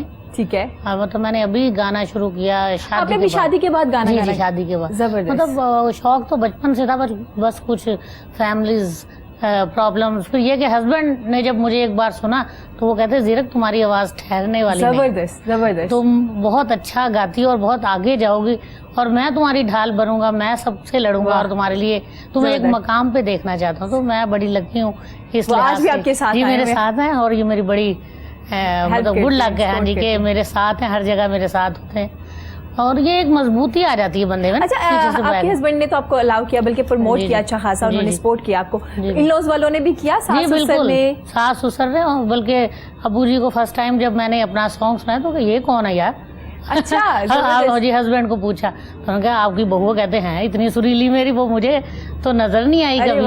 ہاں جی کبھی ملی تو تم اس کا ساتھ دو, یہ تمہاری بیوی ہے, तुम इसको कैसे चलाते हो, मेरी बीवी थी मैंने उसे कैसे चलाया, तो ये खूबसूरत सी बात उन्होंने कर दी। तो तुम कैसे अपनी बीवी को आगे प्रेजेंट करते हो, अपने इसके शौक को कैसे आगे, वो तुम्हारे उसमें। अच्छा, आप प्लेबैक सिंगिंग करती है ना, तो मुश्किल होता है प्लेबैक सिंगिंग एक एक्ट्रेस को अपने माइंड में रखना कि मैं इसके लिए गाना गा रही हूँ और मेरी आवाज इन पे सूट भी करे? जी बिल्कुल, देखना पड़ता है, मतलब उस पूरी एक अपने अंदर ऑब्जर्व करना पड़ता है उस कैरेक्टर को जी, कि उसका क्या कैरेक्टर है, तो फिर ही वो गाना निखर के अंदर से आता है। बिल्कुल जी ऐसे। तो अब प्रॉपर आपको एक सिचुएशन बताई जाए, पहले बताते हैं कि देखें अभी आपने एक चुलबुली सी लड़की का आपने कैरेक्टर है जी, उसको आपने फॉलो करके गाना भी ऐसा अंदर से निकालना है, तो वो फिर देख के इंसान को वही माइंड में सेट करके और अपने सुरों को उसी तरह बिखेरना पड़ता है। सर मूवीज देखते हैं आप? जी मैं देखता हूँ। अच्छा सर, लास्ट मूवी कौन सी देखी आपने? अभी मैंने देखी थी एक पुरानी मूवी, मैं मोस्टली वेस्ट की ही मूवीज़ देखता हूँ, या वो पाकिस्तानी कोई हो, कोई बहुत तारीफ़ कर दे तो फिर फैमिली के साथ जाके मैं वो देखता हूँ। ज़्यादा मैं इंग्लिश मूवीज़ ही मुझे देखने का इत्तेफाक होता है। ठीक है, ज़बरदस्त। सर वो कह रहे हैं कि सिनेमा वापस आ गया, लेकिन अभी तक सुना जा रहा है कि ये जो गवर्नमेंट है आर्ट को इतना प्रमोट नहीं करी, ऐसा है या नहीं है? देखिए, मैंने अपनी गुफ्तगू के आगाज़ में कहा कि हमारे यहाँ पे चीज़ों की फाउंडेशन ही नहीं है। फाउंडेशन नहीं है, एक चीज़ बबल की तरह ऊपर आती है और एकदम से वो बस्ट हो जाती है। अगर फाउंडेशन होगी तो फिर स्लोली एंड ग्रेजुअली हम एक चीज़ का मोमेंटम बनाएंगे। जब ट्रेन चलती है तो वो एकदम से 0 किसी से 100 पर जंप नहीं करती, सही, वो 0 से 1 2 3 से होते हुए 100 तक पहुंचती है। तो ऐसे हमारे मुल्क के अंदर जिस चीज़ को भी आप चाहते हैं कि स्टेबिलिटी आए, उसके अंदर परवान आए, उसको हमें उसकी फाउंडेशन बनानी पड़ेगी और उसकी एकेडमी बनानी पड़ेंगी और उसको प्रमोट करना पड़ेगा। बनानी पड़ेंगी, बहुत साल हो गए, 70 साल हो गए। ये तो हर बंदा, ये तो देखिए हर बंदा, जैसे शकील साहब हैं माशाल्लाह, उनको शायरी का शौक़ है। शायरी तो एक हर वो बंदा जो करता है जो बहुत ज़्यादा सेंसिटिव होता है, चीज़ों को फील करता है अपनी सराउंडिंग में। किसी ने अच्छे हालात को फील किया होता है तो वो अच्छी शायरी कर होता है, किसी ने दुखी हालात को फील किया होता है तो वो सागर जैसी वो फिर शायरी कर देता है। तो जो बंदे की फीलिंग होती है वो चीज़ सामने आती है। तो मैं समझता हूँ कि हर चीज़ की एकेडमी होनी वो बहुत ज़रूरी है, जिससे बेस बने और वो बेस के अंदर एक स्ट्रेंथन है, ग्रेजुअली ऊपर आए। ठीक हो गया, ज़बरदस्त। सर आपकी पहली बुक की बात की जाए, हर नक्श अधूरा है, मैं चाहूँगी आप इस बुक के बारे में बताइए और फिर आप अपना कोई खूबसूरत सी गज़ल या नज़म भी हमें सुनाइए। ये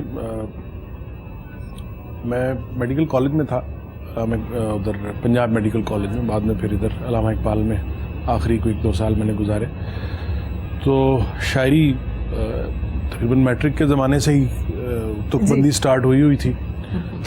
तो वो शुरू में शौक़ बहुत होता है बंदे को ना, फ़ौरन अपने आप को वो रिकॉग्नाइज़ करवाने का, छपवाने का। तो वो उस वक्त तक फाइनल ईयर में आते आते तो कुछ दोस्त हमारे साथ वो भी शामिल हो गए, एक हल्का हमारा बन गया पूरा, एक दूसरे को शेर सुनाते थे।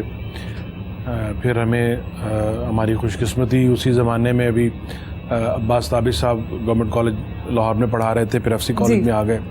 उनके साथ हमारा जो एक पहले न्याज़मंदी शुरू हुई, फिर दोस्ती बन गई, तो वो कुछ उनकी गाइडेंस हमें मिली।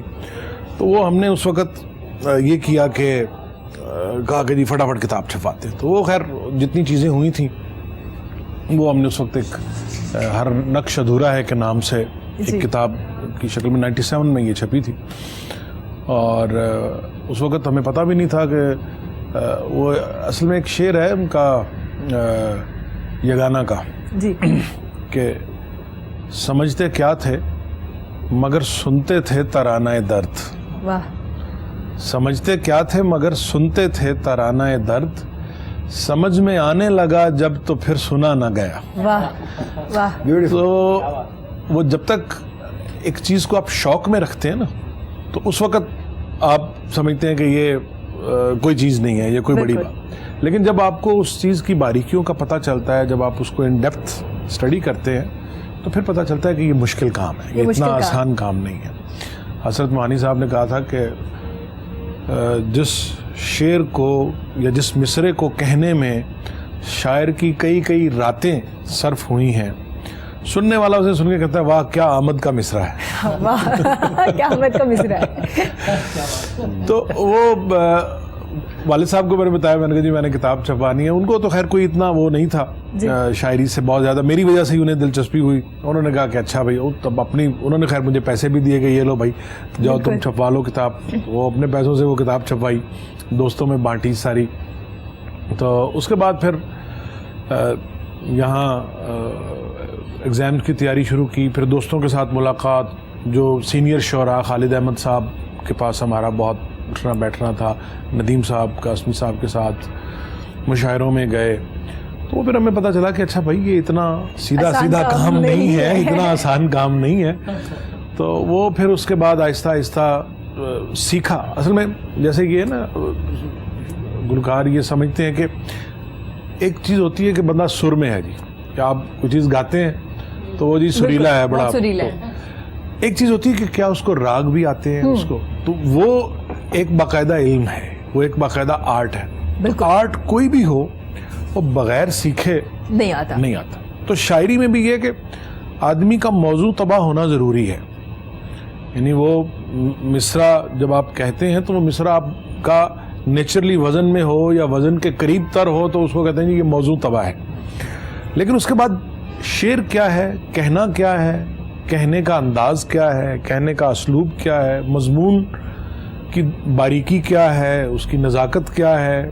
مطلب اب انیس نے کہا تھا کہ ایک رنگ کا مضمون ہو تو 100 ایک طرح کا مضمون ہو تو 100 رنگ میں باندھوں. یعنی ایک بات کو آپ کے پاس کہنے کے 1000 طریقے ہیں, اچھے سے اچھے طریقے میں بھی کہی جا سکتی. تو یہ ناولٹی ہے شاعر کے پاس کہ وہ جتنے ناول انداز میں, جتنے اچھوتے انداز میں, جتنے ڈیفرنٹ انداز میں وہ بات کرے گا اتنا اس کے. ورنہ دیکھیں سیف صاحب کا شعر ہے کہ سیف انداز بیاں رنگ بدل دیتا ہے, ورنہ دنیا میں کوئی بات نئی بات نہیں, دنیا میں کوئی بات نئی ہے. تو مضامین تو وہی ہیں, انسان کی فیلنگز پہلے دن سے لے کے آج تک جو انسان کے جذبات ہیں. شاعری تو بنیادی طور پر جذبات کی عکاسی ہے نا. بالکل. تو جذبات میں تو کوئی تبدیلی نہیں آئی, وہی 5 6 7 جذبے ہیں جن کے اوپر پوری انسان کی زندگی جو ہے وہ ریوالو کر رہی ہے. اس میں نفرت ہے, اس میں محبت ہے, اس میں حسد ہے, اس میں رشک ہے, اس میں جلن ہے, جو بھی جس طرح سے بھی آپ نام. اب آپ نے انہی فیلنگز کو, انہی کیفیات کا بلینڈ ہے شاعری. تو اب وہ کس انداز میں آپ کس بات کو کس سلیقے سے کہتے ہیں, یہ شاعر کا کمال ہے. وہ ایک اس کا کہتے ہیں کہ اسلوب ہے, ایک اس کی کرافٹ ہے. کرافٹ کے لیے آپ کو سیکھنا پڑتا ہے, آپ کو آرٹ آنا چاہیے, جیسے گلوکاری کا ایک آرٹ. جو دوسری چیز اس کا مضمون ہے, اس کا تھاٹ ہے, وہ عطا ہے. وہ آتے ہیں غیب سے, یہ مضامی خیال میں غالب سریر خامہ نواہ سروش ہے. تو وہ جو غیب سے مضامین آنا ہے نا, وہ تھاٹ کے حوالے سے کہا ہے. لیکن جو آپ نے اس کو جو رنگ دینا ہے, اس کو جو بنانا ہے, اس کی جو کانٹ چھانٹ کرنی ہے. ہمارے ایک وہ خالد احمد صاحب بھی کہا کرتے تھے, تاوی صاحب بھی, کہ وہ گائے یا بھینس جب بچہ جنتی ہے تو وہ اس کے بعد وہ اس کو اپنی زبان سے چاٹ کے اس کی علائشیں صاف کرتی ہے, اس کو خوبصورت بنا دیتی ہے. تو کہتے ہیں شاعر کا بھی یہی کام ہے کہ وہ ایک شعر اگر ہو گیا ہے تو پھر اس نے وہ اس کی جو علائشیں ہیں وہ ساکے, کہیں اگر کوئی لفظ زیادہ لگا ہوا ہے تو اس کو ریپلیس کرنا ہے, کہیں کوئی مفہوم کنوے نہیں ہو رہا تو وہ انشور کرنا ہے کہ یہ مفہوم میں جو کنوے کرنا چاہ رہا ہوں یہ وہی مفہوم کنوے ہو رہا ہے یا کوئی اور ہو رہا ہے. تو یہ چیزیں وقت کے ساتھ ساتھ پھر انسان سیکھتا ہے. اور اس میں تو وہ جیسے سر کہتے ہیں نا کہ وہ ہر عروج کا زوال ہے, تو اس میں تو آپ عروج تک پہنچ ہی نہیں سکتے, کیونکہ اس میں تو ساری زندگی ہی آپ کی ٹریول ہے اور آپ نے آگے سے آگے کی طرف جانا ہے. تو سر آپ کو سنائیں گے ہر نقش ادھورا میں سے, یا اس کے علاوہ کچھ؟ جی, ایک غزل اس پہلی جو کتاب ہے اس میں سے, وہ آپ بلکہ اس کا ذکر بھی کر رہی تھی پہلے, وہ اسی پہلی کتاب میں, مجھے تیرے خیال سے وحشت کبھی نہ تھی, اسی کتاب کی وہ غزل ہے کہ مجھ کو تیرے خیال سے وحشت کبھی نہ تھی. مجھ کو تیرے خیال سے وحشت کبھی نہ تھی, اس درجہ بے ادب یہ طبیعت کبھی نہ تھی. اور حد ہے اسی کے پاس ہے کردار کی سند, حد ہے اسی کے پاس ہے کردار کی سند, جس کی تمام شہر میں عزت کبھی نہ تھی. حد ہے اسی کے پاس ہے کردار کی سند, جس کی تمام شہر میں عزت کبھی نہ تھی. اور یارو دعا کرو یہ کوئی حادثہ نہ ہو, یارو دعا کرو یہ کوئی حادثہ نہ ہو, پہلے یوں انتظار میں لذت کبھی نہ تھی.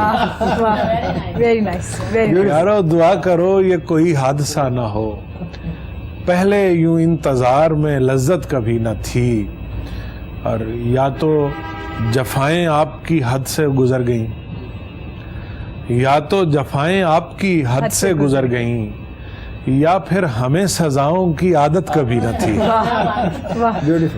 یا تو جفائیں آپ کی حد سے گزر گئیں، یا پھر ہمیں سزاؤں کی عادت کبھی نہ تھی، جاذب غم حیات کی تلخی زباں پہ ہے، جاذب غم حیات کی تلخی زباں پہ ہے، ورنہ ہمیں جہاں سے شکایت کبھی نہ تھی۔ واہ، ویری نائس، ویری نائس۔ میں سوری ایک میں بات، جی پلیز، یہ بیچ میں آپ بھی جو سینئر لوگ فرما رہے تھے، میں جب جی سی تھا نا گورنمنٹ کالج یونیورسٹی وہاں میں تھا، تو میں وہاں پہ ڈبیٹ کی سوسائٹیز ہے، شعراء کی اپنی سوسائٹیز ہے، وہاں سے میں تو کرکٹر ہی تھا لیکن میں نے وہاں سے بہت کچھ سیکھا۔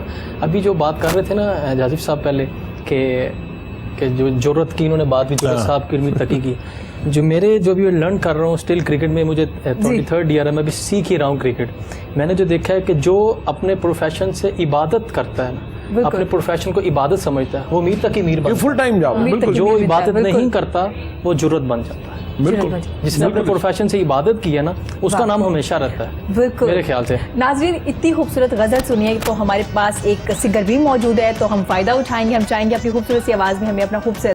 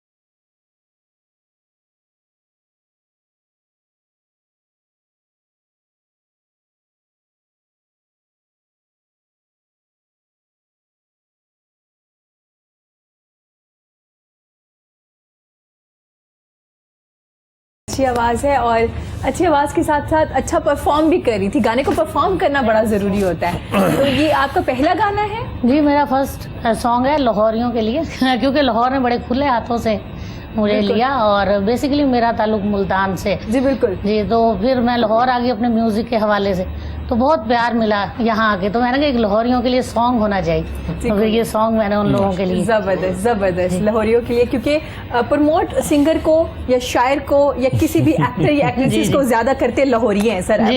لاہور کلچر کا ایک سینٹر ہے نا پنجاب کا, یا بلکہ اس وقت اگر ہم پاکستان کی بھی بات کریں تو 2 بڑے مرکز ہیں کلچرل حوالے سے, ایک لاہور ہے اور ایک کراچی ہے. تو جیسے وہ ایک زمانے میں دلی اور لکھنؤ ہوا کرتے تھے, اگر ہم شاعری اور ادب کی بات کرتے ہیں, تو اس وقت بھی یہ پاکستان میں یہ 2 دبستان, ایک لاہور کا دبستان ہے اور ایک کراچی کا دبستان ہے. بالکل. ناظرین, گفتگو کا سلسلہ جاری ہے, حاضر ہوتے ایک چھوٹی سی بریک کے بعد ہمارے ساتھ.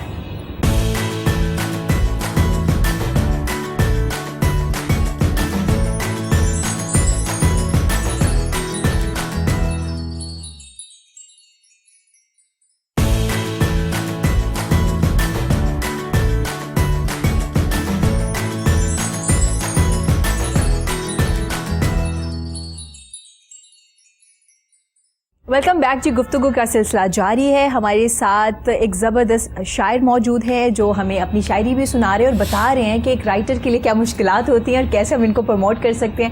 اس کے علاوہ ہمارے ساتھ کرکٹ کی بات بھی چل رہی ہے, کیونکہ آج کل نیوز میں بار بار دکھایا جا رہا ہے کہ جی کپتان چینج ہو گیا, اب آسٹریلیا کے لیے ہم جا رہے ہیں, کیا پرفارم کر پائیں گے یا نہیں پائیں گے. اس کے علاوہ میرے ساتھ ایک زبردست سیاستدان بھی موجود ہے جو سیاسی بات بالکل بھی نہیں کر رہے, وہ اوور آل سب کی باتوں میں انوالو ہو رہے ہیں اور ہمیں بتا رہے ہیں کہ بہترین زندگی گزارنے کا طریقہ کار کیا ہوتا ہے. جو جس کو عروج ہوتا ہے اس کو زوال بھی ہوتا ہے. ایک زبردست انہوں نے بات کی. اس کے علاوہ میری بڑی پیاری سنگر بھی میرے ساتھ موجود ہیں جو باتیں بھی کر رہی ہیں, جو ہے تو ملتان کی لیکن لاہوریوں کو بڑا اپریشیٹ کر رہی ہیں. وہ کہہ رہی ہیں کہ بالکل مجھے لاہوریوں نے بڑا پروموٹ کیا ہے, بڑا پیار دیا ہے. تو سر اگر بات کی جائے آپ سے ڈومیسٹک کرکٹ کے بارے میں, کیا چل رہا ہے اور کیا واقعی پروموٹ کیا گیا ہے اس بار سلیکشن میں ڈومیسٹک کرکٹ کو؟ نہیں, ایکچولی اس دفعہ پاکستان کرکٹ بورڈ نے ڈومیسٹک فارمیٹ جو ہے پہلی بار چینج کر دیا. جو پچھلے کافی سالوں سے جب کا کرکٹ پاکستان میں شروع ہوئی تھی تب کا وہ پہلی بار چینج کیا گیا, جس میں ڈپارٹمنٹل کرکٹ اور ریجن کرکٹ کو بند کر کے پروونس کرکٹ کو, اسٹیٹ کرکٹ کو لے کے آئے گئے ہیں.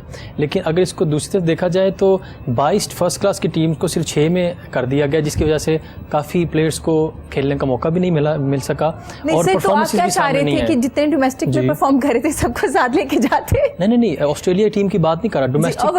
ڈومیسٹک میں جتنی ٹیم تھی نا اس کو آدھا بھی نہیں, بالکل کم کر دیا گیا, جس سے لوگ بے روزگار بھی ہوئے ہیں پلیئرز, اور ریجن کرکٹ تو بالکل کرکٹ کھیلنے کے ان کو تو موقع ہی نہیں دیا گیا. سو لہٰذا یہ فارمیٹ کو بڑی اشد ضرورت ہے چینج کرنے کی. دوبارہ پرانے والا فارمیٹ لے کے اس کو لے کے چلیں, یہ بھی اچھی چیز ہے, لیکن وہ والا بھی چلنے دیں تاکہ زیادہ سے زیادہ پلیئرز کو کرکٹ کھیلنے کو ملے, اور رادر کہ وہ دوسری چیزوں میں انوالو ہوں, ان کو کرکٹ میں ہی بزی رہنے دیا جائے. اور جس سے اس سے یہ فائدہ ہوگا کہ زیادہ پلیئرز کرکٹ کھیلیں گے اور زیادہ پرفارمنس سامنے آئے گی, اور سلیکشن کے لیے بھی ان کو فائدہ ہوگا کتنے پلیئر ہمارے پاس کتنی کھیپ آگے آئے گی. ورنہ ہمیں ان 6 ٹیم سے 90 پلیئرز میں سے آپ کو ٹیم سلیکٹ کرنی پڑے گی, تو جو ہمارا کو چینج کرنا پڑے گا اور کرنا ضروری, بہت ضروری ہے. سر آپ سے بات کی جائے تو آپ کی یہ پہلی پارٹی تھی جب آپ سیاست میں آئے؟ جی ہاں, یہ میری پہلی اور آخری پارٹی میری زندگی. تو سر کیسے آئے آپ سیاست میں؟ میں ایکچولی لندن بیس تھا پہلے جی, اور MBA کرنے کے بعد میں لندن چلا گیا تھا. تو خان صاحب کا مختلف پلیٹ فارمز کے اوپر ذکر ہوتا تھا, تو ہم کہتے ہیں یار ہاں یہ بندہ بڑا اچھا ہے, اگر اس کو موقع کبھی زندگی میں ملا نا تو یہ پاکستان کے لیے ضرور کچھ کرے گا. بالکل. تو جب میں پاکستان آیا تو ایک دن ہم دوست بیٹھے ہوئے تھے, تو کہا یار یہ میں بات بتا رہا ہوں اس وقت کی جب تحریک انصاف اتنی فعال جماعت نہیں تھی. 1996-7 کی بات کر رہے ہیں. نہیں, میں بات کر رہا ہوں تقریباً 2005-6 کی بات کر رہا ہوں. ٹھیک ہے. تو ہم اکثر نجی محفل کے اندر جب بیٹھے تھے, کھانا وانا کھایا, جیسے کبھی کوئی ادب کی محفل ہو گئی, کوئی شاعری کی بات ہو گئی, کوئی انٹلیکچوئل کی بات ہو گئی, تو تھوڑی بہت سیاست کی بھی درمیان میں بات ہو جاتی. تو ہم نے کہا یار ان کو جوائن کرنا چاہیے, ان کو مضبوط کرنا چاہیے. تو ڈیسائیڈ کیا ہم نے, اور ہم لوگ خان صاحب کے گھر چلے گئے زمان پارک. میں تھا, کچھ اور دوست تھے ہمارے. تو جا کے خان صاحب کو میں نے کہا عمران بھائی آپ کو جوائن کرنا ہے. محمود رشید صاحب اس وقت لاہور کے پریزیڈنٹ ہوا کرتے تھے لاہور کے. تو ہم نے کہا کہ بات یہ ہے کہ میں نے کہا مجھے تو صرف اپنی ذات سے متعلقہ جو بات یہ کہنی ہے کہ میں نے زندگی میں کبھی کوئی پارٹی جوائن نہیں کی ہے, لیکن ساری پارٹیوں سے میرے اچھے تعلقات ہیں. اچھے تعلقات ہیں. نون لیگ سے بھی ہیں, پیپلز پارٹی سے بھی ہیں, میں کہا اسٹیبلشمنٹ سے بھی ہیں. تو میں کہا اس لیے نہیں جوائن کر رہے کہ ہمارے کو کام نہیں ہوتے, صرف اس لیے جوائن کر رہے کہ you are a visionary person. تو میں چاہتا ہوں کہ جو آپ کا ویژن ہے اس کو آپ پرفارم کریں اور آپ کو اللہ تعالیٰ موقع دے تو آپ اس ملک کو ڈلیور کریں. انہوں نے کہا ہاں بالکل ضرور, بڑا اچھا ہے, ہمیں ایسے ہی لوگوں کی ضرورت ہے. تو کچھ عرصہ جوائن کرنے کے بعد پھر مجھے پریزیڈنٹ لاہور بنا دیا گیا بزنس ونگ کا. پھر میں پارٹی کا وائس پریزیڈنٹ بھی رہا محمود رشید صاحب کے ساتھ. پھر پارٹی کی ڈسپلنری کمیٹی کا میں لاہور کا چیئرمین بھی رہا اس موقع کے اوپر. تو ہم جب لاہور کا پہلا جلسہ ہوا تھا جس سے ہماری پارٹی کو بہت زیادہ ہیپ ملی, تو اس کے اندر ہمارا ایک کردار تھا. اس موقع پہ اتفاقی بات ہے کہ ہمارے ایک دوست تھے, ان کے والد صاحب کا ٹینٹنگ کا بزنس ہے. ٹھیک ہے. تو ان کے پاس ایک چیئر تھی جو کہ 23 مارچ 1947 کے قائد اعظم صاحب اس کے اوپر بیٹھ کے انہوں نے سائن کیے تھے. تو ہم نے وہ اس جلسے سے پہلے ایک اور ہمارا جلسہ تھا لاہوری مینار پاکستان میں, تو ہم چیئر وہ لے گئے. ہم نے کہا جی یہ وہ چیئر ہے جس کے اوپر قائد اعظم صاحب بیٹھے ہیں, تو لہٰذا آپ اب اس کے اوپر نہ بیٹھ کے تو آپ کیجیے گا. تو عمران بھائی نے بولا کہ نہیں ابھی میں اپنے آپ کو اس قابل نہیں سمجھتا, تو جب ٹائم آئے گا تو پھر ان شاء اللہ تعالیٰ ہم جو ہے نا اس کے اوپر ضرور بیٹھیں گے. تو یہاں سے پھر آغاز ہوا. پھر لاہور کی مارکیٹوں کے اندر خان صاحب کو میں بہت زیادہ لے کے گیا, انڈسٹری کے لوگوں کے پاس بھی کافی زیادہ لے کے گیا. تو ہر پلیٹ فارم کے اوپر انہوں نے لوگوں کو ایک ہی بات کی کہ آپ مجھے جوائن کریں, مجھے آپ اسٹرینتھن کریں. یہاں تک کہ کئی ہمارے دوست ایسے تھے کہ جب میں ان کے پاس گیا تو انہوں نے اپنی بلینک چیک بکس خان صاحب کے آگے رکھیں کہ آپ جتنے پیسے چاہتے ہیں آپ بھر لیں. تو خان صاحب نے کہا مجھے کوئی پیسہ نہیں چاہیے, مجھے آپ کا ٹائم چاہیے, مجھے اپنا ٹائم دیں. یہ ہماری ابتدائی دور کی بات ہے. جی بالکل. تو آپ کو پتہ ہے کہ ماشاءاللہ آج بھی خان صاحب اسی چیز کے اوپر ہیں, اور ان کی کریڈیبلٹی کی وجہ سے ہی لوگوں نے ان کو چوز کیا کہ ان کے اوپر کسی قسم کا کوئی کرپشن کا الزام نہیں ہے. آپ کی پارٹی کے لیے نا ینگسٹرز نے بڑا کام کیا ہے, بڑا پروموٹ کیا ہے, بڑی کیمپینز کی. آپ دیکھتے تو بہت زیادہ لوگ, خواتین بہت زیادہ نکلی. تو کیا ینگسٹرز کے لیے کوئی روزگار کے آپ کر رہے ہیں؟ بہت زیادہ لوگ نظر آ رہے ہیں. ابھی 100 بلین کا ایک پروجیکٹ اناؤنس کیا ہے جس میں 5 لاکھ 10 لاکھ 20 لاکھ 50 لاکھ تک لون دیا جائے گا. ٹھیک ہے. جو بزنس کرنا چاہ رہے ہیں وہ بیسیکلی خان صاحب کا ویژن یہ ہے کہ قوم جو ہے وہ بیکاری نہ بنے, ٹھیک ہے, وہ پرفارم کرے. ٹھیک ہے. ان کو پیسے دیے جائیں جس سے جابس کریٹ ہوں, وہ اپنے گھر کے بھی خود کفیل بنے, اور آگے جن کو جابس مل جائیں وہ بھی اپنے گھر کے خود کفیل ہوں, اور سوسائٹی کے اندر جو ایک پہیہ جو ہے اکانومی کا وہ چلنا چاہیے. اچھا سر, آپ ہی کی پارٹی میں یہ سننے میں آتا ہے کوئی اور پارٹی کرٹیسائز نہیں کرتی, گروپ بن جاتے ہیں اور وہ کہتے ہیں جو ان کے ساتھ سٹارٹ میں لوگ تھے جیسے 1996 میں 7 میں 2005 میں 4 میں جیسے آپ ذکر کر رہے ہیں کہ مارکیٹ میں آپ ساتھ جایا کرتے, ان کو جب حکومت میں آئی یہ پارٹی تو اتنا پروموٹ نہیں کیا گیا, اتنا آگے نہیں لایا گیا. کیا ایسا سچ ہے یا نہیں ہے؟ ایسا کچھ نہیں ہے. اس چیز کے متعلق تو میں صرف اتنا کہوں گا کہ دیکھیں بات یہ کہ اگر سیٹیں ہیں مثال کے طور پہ 50 اور امیدوار ہے وہاں پہ 1 لاکھ, ٹھیک ہے, تو مجھے بتائیں وہ 50 سیٹوں پہ کیسے 1 لاکھ بندہ آ جائے گا؟ ٹھیک ہے. اب ہمارے ملک کا المیہ یہ ہے کہ مثال کے طور پہ کہیں اگر جاب نکلتی ہے نا تو سیٹیں ہوتی ہیں 5, اپلیکنٹ ہوتے ہیں 500. ان 500 میں سے کم از کم 100 بندہ تو ضرور ایسا ہوتا ہے کہ جو بڑا اچھا ہوتا ہے, بہت اچھا ہوتا ہے, ٹھیک ہے, لیکن جاب صرف 5 ہی ہیں. تو پارٹی نے جس کو جہاں بہتر سمجھا اس کو وہ دے دیا, خواہ وہ نیا ہے خواہ وہ پرانا ہے. اب میں پرانا ہوں, میں کہوں جی مجھے کیوں نہیں لگایا, میں تو کوئی گلہ نہیں کر رہا کسی قسم کا, نہ کوئی ایسی بات کر رہا ہوں, نہ ہی میں نے کبھی اس چیز کا اظہار کیا کہ جی اب پارٹی آ گئی ہے تو ہمیں بھی ایسا ہونا چاہیے. جبکہ اس وقت جب اپوزیشن کا دور تھا تو شیڈو کیبنٹ کا ایک کانسیپٹ ہم نے انٹروڈیوس کروایا تھا کہ جی ہماری ایک شیڈو کیبنٹ ہونی چاہیے, جو پیرلل ڈفرینٹ منسٹریز ہیں اس کے اوپر ہماری بھی ورکنگ ہونی چاہیے. جب ٹی وی کے اندر پروگرام ہوں یا پریس کے اندر بات ہو تو ہمیں نالج ہوگا تو ہم اس چیز کے متعلق ایڈریس کریں گے نا. تو یہ کانسیپٹ اس وقت ہم نے انٹروڈیوس کروایا تھا اپنی پارٹی کے اندر before coming into the power. ٹھیک ہے, صحیح ہو گیا. اور اگر آپ سے بات کی جائے, آپ نے ذکر کیا کہ آپ کے ہسبینڈ آپ کو بہت زیادہ پروموٹ کر رہے ہیں, آپ کے ساتھ ہیں, سپورٹ بھی کر رہے ہیں ماشاءاللہ سے. آپ نے آپ کے کوئی استاد ہیں کہ آپ نے سیکھا؟ جی میں پٹیالہ گھرانے سے آصف سندر جی ملتان میں, ان سے میں نے تربیت لی 1 سال, بس پھر میں 1 سال کے بعد یہاں شفٹ ہو گئی. ابھی میں 4 سال سے یہاں ہوں اور کام کر رہی ہوں. اچھا جی, کہا جاتا ہے, میں نہیں ایسا کہہ رہی, بہت سے سنگرز کے جب میں نے انٹرویو کیے تو انہوں نے کہا کہ جو گھرانہ ہے گانے کا, جس گھر سے تعلق ہے, وہ لوگ اتنا سکھاتے نہیں استاد بن کے, بس تھوڑا تھوڑا بتاتے, اپنی ہی فیملی میں وہ اتنا زیادہ پروموٹ کر رہے ہوتے ہیں. لیکن یہ کہ انسان کی اپنی پک پاور ہونی چاہیے. اچھا اپنی پک جی پاور ہونی چاہیے. اسے جو بھی جا رہا ہے کسی بھی انسٹیٹیوٹ میں جا رہا ہے وہ استاد کے پاس سب اسٹوڈینٹس ہوتے ہیں تو وہ اپنا علم دیتا ہے, اس میں سے کون سا اسٹوڈینٹ کلک کرتا ہے تو وہ آگے نکل جاتا ہے, اور جو نہیں کلک کرتے وہ پھر یہی بات کہتے ہیں کہ ہمیں کچھ سکھایا نہیں. تو استاد تو کبھی بھی ناانصافی نہیں کر سکتے, استاد تو بہت بڑا رتبہ ہے. تو استاد کا احترام انسان کو آگے لے کے جاتا ہے, جس نے اپنے استاد کا ادب کیا چاہے وہ ایک لفظ ہی مطلب ایسا نہیں ہے, ایسا نہیں ہے, سکھاتے ہیں, سب سکھاتے ہیں اور سیکھنا ضروری ہے, اور سیکھنا خود سے ضروری ہے. جسے انٹرسٹ ہوگا وہ خود سے پک کرے گا, خود آگے بڑھے گا. جسے انٹرسٹ نہیں ہے تو وہ پھر کہے گا کہ ہمیں تو کچھ سکھایا ہی نہیں, وہ پھر استاد کے اوپر بلیم کر دیتے ہیں کہ استاد نہیں سکھایا. کہ استاد کبھی بھی ناانصافی اپنے اسٹوڈنٹ کے ساتھ نہیں کر سکتے. آپ کسی کو سکھاتی ہیں آپ کے جی ابھی تو خود سیکھ رہے ہیں جی.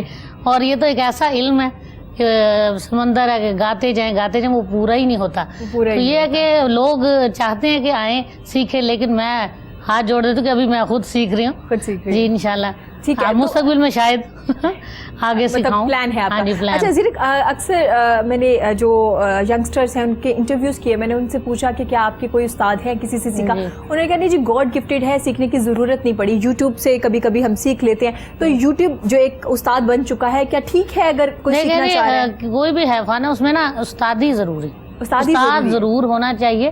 استاد کے بغیر کوئی بھی فن ہے وہ انکمپلیٹ ہے.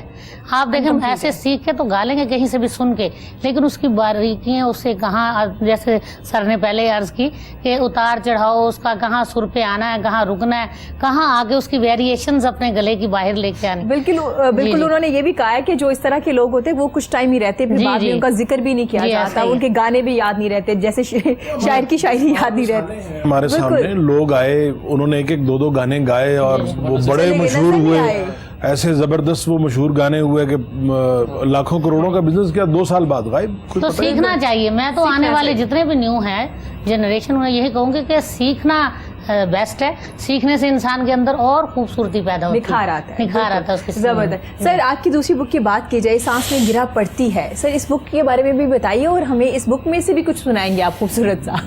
یہ میرے 2003 میں یہ چھپی تھی, اس کا سیکنڈ ایڈیشن 2005 میں آیا تھا, علامت سے چھپی تھی, یہاں لاہور کی پبلیکیشنز ہی ہیں. اور اس وقت تک مطلب کچھ تھوڑا ہمیں اپنی غلطیوں کا بھی احساس ہو چکا ہوا تھا کہ جو جس جلد بازی میں اصل میں ہوتا یہ کہ وہ جو شروع کا شوق ہوتا ہے نا کہ جی فوری طور پہ جو ہے وہ کاتا اور لے بھاگی والا معاملہ ہے کہ بس سامنے آ جائے, وہ محسوس ہوتا ہے کہ تھوڑا پیشنس ہونا چاہیے. وہ پہلے وہ پھر ہمیں جو استاد تھے انہوں نے بھی یہ بتایا کہ میاں بھی ذرا صبر کرو, تو وہ پھر میں نے اسی کو کچھ تھوڑا اس میں کچھ چیزیں ایڈ کر کے پہلی کتاب میں کچھ چیزوں کو نظر ثانی کر کے ریوائز کر کے تو پھر یہ دوسری کتاب آئی تھی. اور اس کے بعد سے لے کے ابھی اب میرا خیال ہے 2003 سے اب ہو گیا 2019 ہو گیا ہے, تو مواد تو کافی سارا جمع ہوا پڑا ہے, لیکن اب وہ اس میں سے میں اس سال میرا ارادہ ہے کہ ایک کتاب غزلوں کی, اور وہ اس سال چھپے گی. اور اس کے علاوہ کچھ میں نے کام ترجمے کا شروع کیا تھا, وہ تھوڑا سا ایک ڈیفرنٹ طرح کا کام ہے. وہ امام حسین علیہ السلام کے جو خطبات اور جو مکتوبات ہیں جو مدینہ سے جب وہ چلے ہیں کربلا تک پہنچتے ہوئے, جو مختلف لوگوں کے ساتھ ان کی ملاقاتیں ہوئیں جو باتیں تھیں, اور جو کچھ جگہوں پر انہوں نے خطبات ارشاد کیے ہیں, مکہ میں, مدینہ میں, راستے میں, کربلا میں, تو اس کا میں نے وہ شاعری میں ترجمہ کیا ہے مسدس کی شکل میں. تو وہ ایک الگ کتاب کی صورت میں انشاءاللہ تعالیٰ, وہ اللہ تعالیٰ نے مجھے توفیق دی تو وہ ضرور لے کے آؤں گا. اس کے ساتھ باقی کچھ چیزیں ہیں, باقی جو غزلیں ہیں یا وہ دوسری شاعری ہے وہ تو پھر وہ تو ساتھ ساتھ چلتی رہتی ہے. سر کیا سنائیں گے اب جب سانس میں گرا پڑتی ہے؟ اسی میں سے میں ایک غزل آپ کو سناتا ہوں. حاصل عمر ہے جو ایک کسک باقی ہے, حاصل عمر ہے جو ایک کسک باقی ہے, میری سانسوں میں ابھی تیری مہک باقی ہے. حاصل عمر ہے جو ایک کسک باقی ہے, میری سانسوں میں ابھی تیری مہک باقی ہے, پھر تجھے اور مجھے اور کہیں جانا ہے, پھر تجھے اور مجھے اور کہیں جانا ہے, ہم سفر ساتھ تو چل جتنی سڑک باقی ہے, پھر تجھے اور مجھے اور کہیں جانا ہے. ہم سفر ساتھ تو چل جتنی سڑک باقی ہے. مجھ سے کیا چھین سکا تو کہ ابھی تک میرے, مجھ سے کیا چھین سکا تو کہ ابھی تک میرے پاؤں کے نیچے زمین سر پہ فلک باقی ہے. مجھ سے کیا چھین سکا تو کہ ابھی تک میرے پاؤں کے نیچے زمین سر پہ فلک باقی ہے. اس سے بہتر تھا مجھے راہ نشینی کا یقین, اس سے بہتر تھا مجھے راہ نشینی کا یقین. کیسی منزل ہے پہنچنے پہ بھی شک باقی. اس سے بہتر تھا مجھے راہ نشینی کا یقین. کیسی منزل ہے پہنچنے پہ بھی شک باقی ہے. اور یہ کوئی کم تو نہیں دوست جدا ہو کر بھی, یہ کوئی کم تو نہیں دوست جدا ہو کر بھی اپنے لہجے میں شکایت کی جھلک باقی ہے.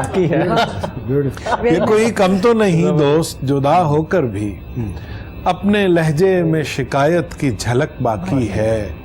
اور تیری ہر شام ستاروں سے سجانا ہے مجھے, تیری ہر شام ستاروں سے سجانا ہے مجھے, جب تک آنکھوں پہ میری ایک بھی پلک باقی ہے. شکیل صاحب کی شاعری ماشاءاللہ اتنی وہ زبردست ہے کہ وہ ایک ایک لفظ جو ہے نا وہ آپ کو چھو کے گزرتا ہے. بہت شکریہ. اس کو سننے کے بعد مجھے ایک بڑی پرانی غزل یاد آ گئی کالج زمانے کی. وہ چیزیں واپس آ رہی ہیں. سب کو اپنا وہ ہوتا ہے نا ماحول کا ایک اپنا اثر ہوتا ہے. آپ جس طرح کی سراؤنڈنگ میں بیٹھتے ہیں کچھ دیر بعد اس کے اثرات آنے شروع ہو جاتے ہیں. اور وہ ایک ریسرچ چاہیے کہ اگر کوئی بھی کام آپ 5-6 دن تک مسلسل کرتے رہیں تو آپ کے برین کے اندر اس کی ایسی فائرنگ اور وائرنگ شروع ہو جاتی ہے کہ وہ آپ کے ذہن کے اندر مستقل ایک جگہ بنانی شروع کر دیتے ہیں. اگر آپ اس کو کنٹینیو کریں تو پھر آپ کی ہیبٹ بنانی شروع. بالکل ایسے ہے, بالکل. سر اجازت ہے؟ جی جی جی بسم اللہ. ابھی باقی ہے. تم میرے ہونٹوں پہ ہو وفاؤں کی طرح, واہ. تم میرے ہونٹوں پہ ہو وفاؤں کی طرح, وفاؤں کی طرح. کتنی معصوم ہو تم میری وفاؤں کی طرح. دور ہی دور ہو جنگل کی ہواؤں کی طرح. واہ. تم چلی آؤ بھرپور گھٹاؤں کی طرح. سبززاروں سے ملو, گل بہاروں سے ملو. واہ. تم فلک پوش چوٹیوں سے ملو. جب سب سے ملاؤ تو آ کر بس ایک بار میرے دل سے ملو. واہ واہ. ویری نائس, زبردست. بہت خوبصورت.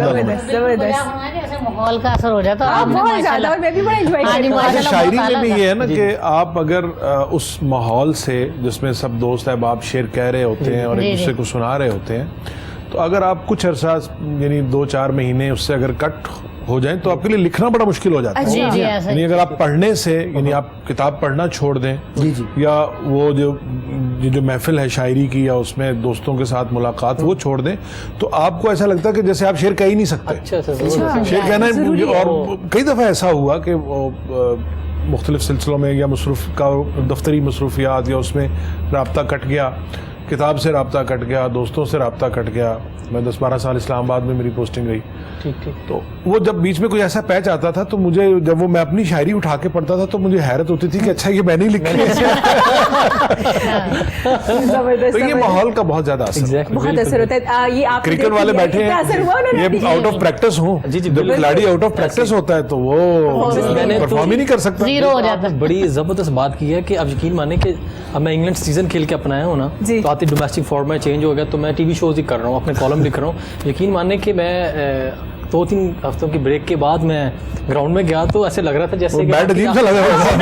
میں نے وہ بال کو میں نے جب پکڑا نا تو اس کے بعد آ کے نا میرے مجھے لگ رہا کہتا ہے بھاٹ جی بال چیک کرو. میں پکڑ کر تو مجھے بال فیل ہوا یہاں پہ. پریکٹس بڑی ضروری ہے. اچھا شان مسعود کی اگر سلیکشن کے بارے میں بات کی جائے, کچھ لوگ کہہ رہے ہیں اچھی سلیکشن ہے, کچھ کہہ رہے نہیں اچھی, تو آپ ان لوگوں میں شامل ہیں جو کہہ رہے ہیں کہ اچھی نہیں ہے؟ ہاں نہیں, میں صرف یہ دیکھتا ہوں کہ ان کو ٹیم میں لے کے جو آن دا فیلڈ پرفارم کرتے ہیں, آف دا فیلڈ نہیں. ٹھیک ہے. شان مسعود کی جگہ یہ تب بنتی نا جب وہ ڈومیسٹک میں پرفارم کرے, تب ان کو پک نہیں کیا گیا.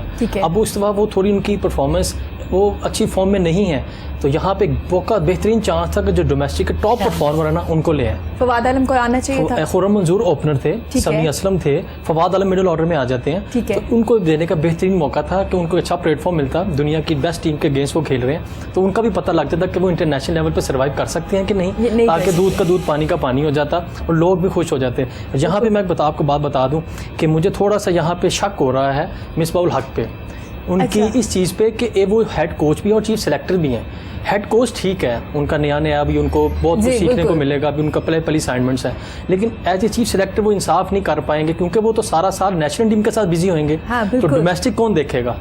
اگر وہی کہیں گے جی کہ میرے کوآرڈینیٹر ہیں, میں ہیڈ کوچ, میں ٹیم کے کوچی سے بات کر لوں گا, ٹیم کے مینیجر کپتان مجھے بتا دیں, تو یہ کوئی 100% بات ہی نہیں کہ وہ آپ کو سچ بتائیں. اچھا کاشف, جہاں پہ جیسے کہ آپ ذکر کریں کہ ایک ہی وقت میں وہ دو کام کیسے کریں گے, لیکن کچھ لوگ یہ بھی کہہ رہے ہیں کہ ابھی انہیں موقع دیا جائے. ابھی ایک انہوں نے سیریز کی ہے ایز اے ہیڈ کوچ, ابھی میں نے کہا بالکل ٹھیک ہے, ان کی پہلی اسائنمنٹس ہیں, لیکن ایز اے چیف سلیکٹر یہ مشکل ہو جائے گا انصاف کرنا. پھر کرٹیسائز وہ یہ تنقید پھر ان کو برداشت کرنی پڑے گی, کہ تنقید ڈیفینیٹ ہوئے گی, سوالوں کے انبار لگ جائیں گے, کویسچن جب پریس کانفرنس ہوئے گی لوگ آ کے دوسری طرح سے بولیں گے, سوشل میڈیا پہ بولیں گے یہ کیوں نہیں آیا, یہ کیوں نہیں ہوا.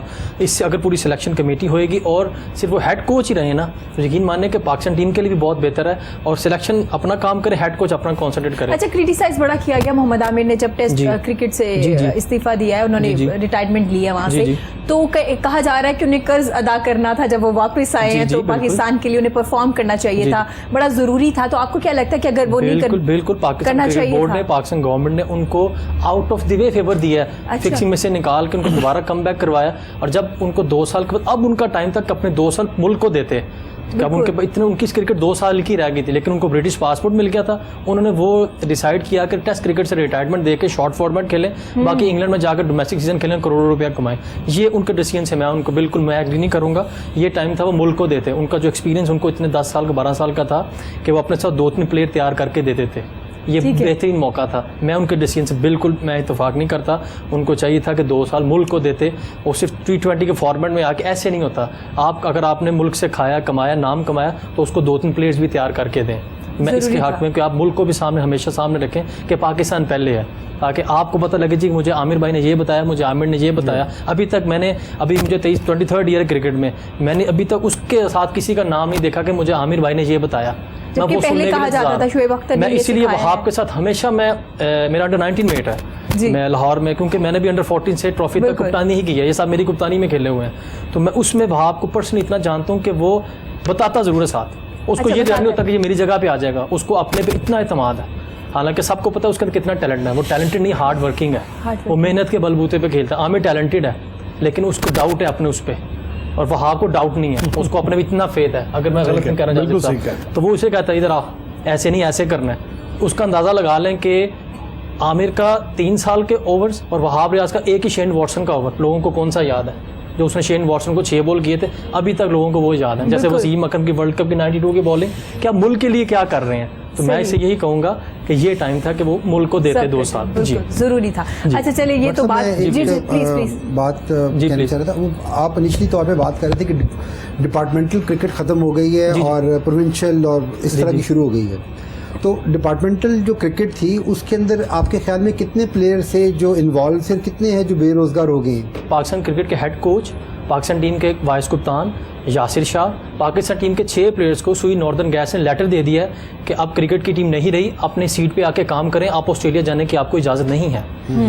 سوئی ناردرن گیس کی پہلے ٹیم پاکستان ڈومیسٹک کھیلتی تھی, نیشنل بینک آف پاکستان, میں نیشنل بینک سے کھیلتا تھا اور لاہور لائن سے کھیلتا ہوں. مصباح سوئی گیس سے کھیلتے تھے, اور سوئی گیس کے 9 پلیئر کرنٹ پاکستانی ٹیم میں ہیں.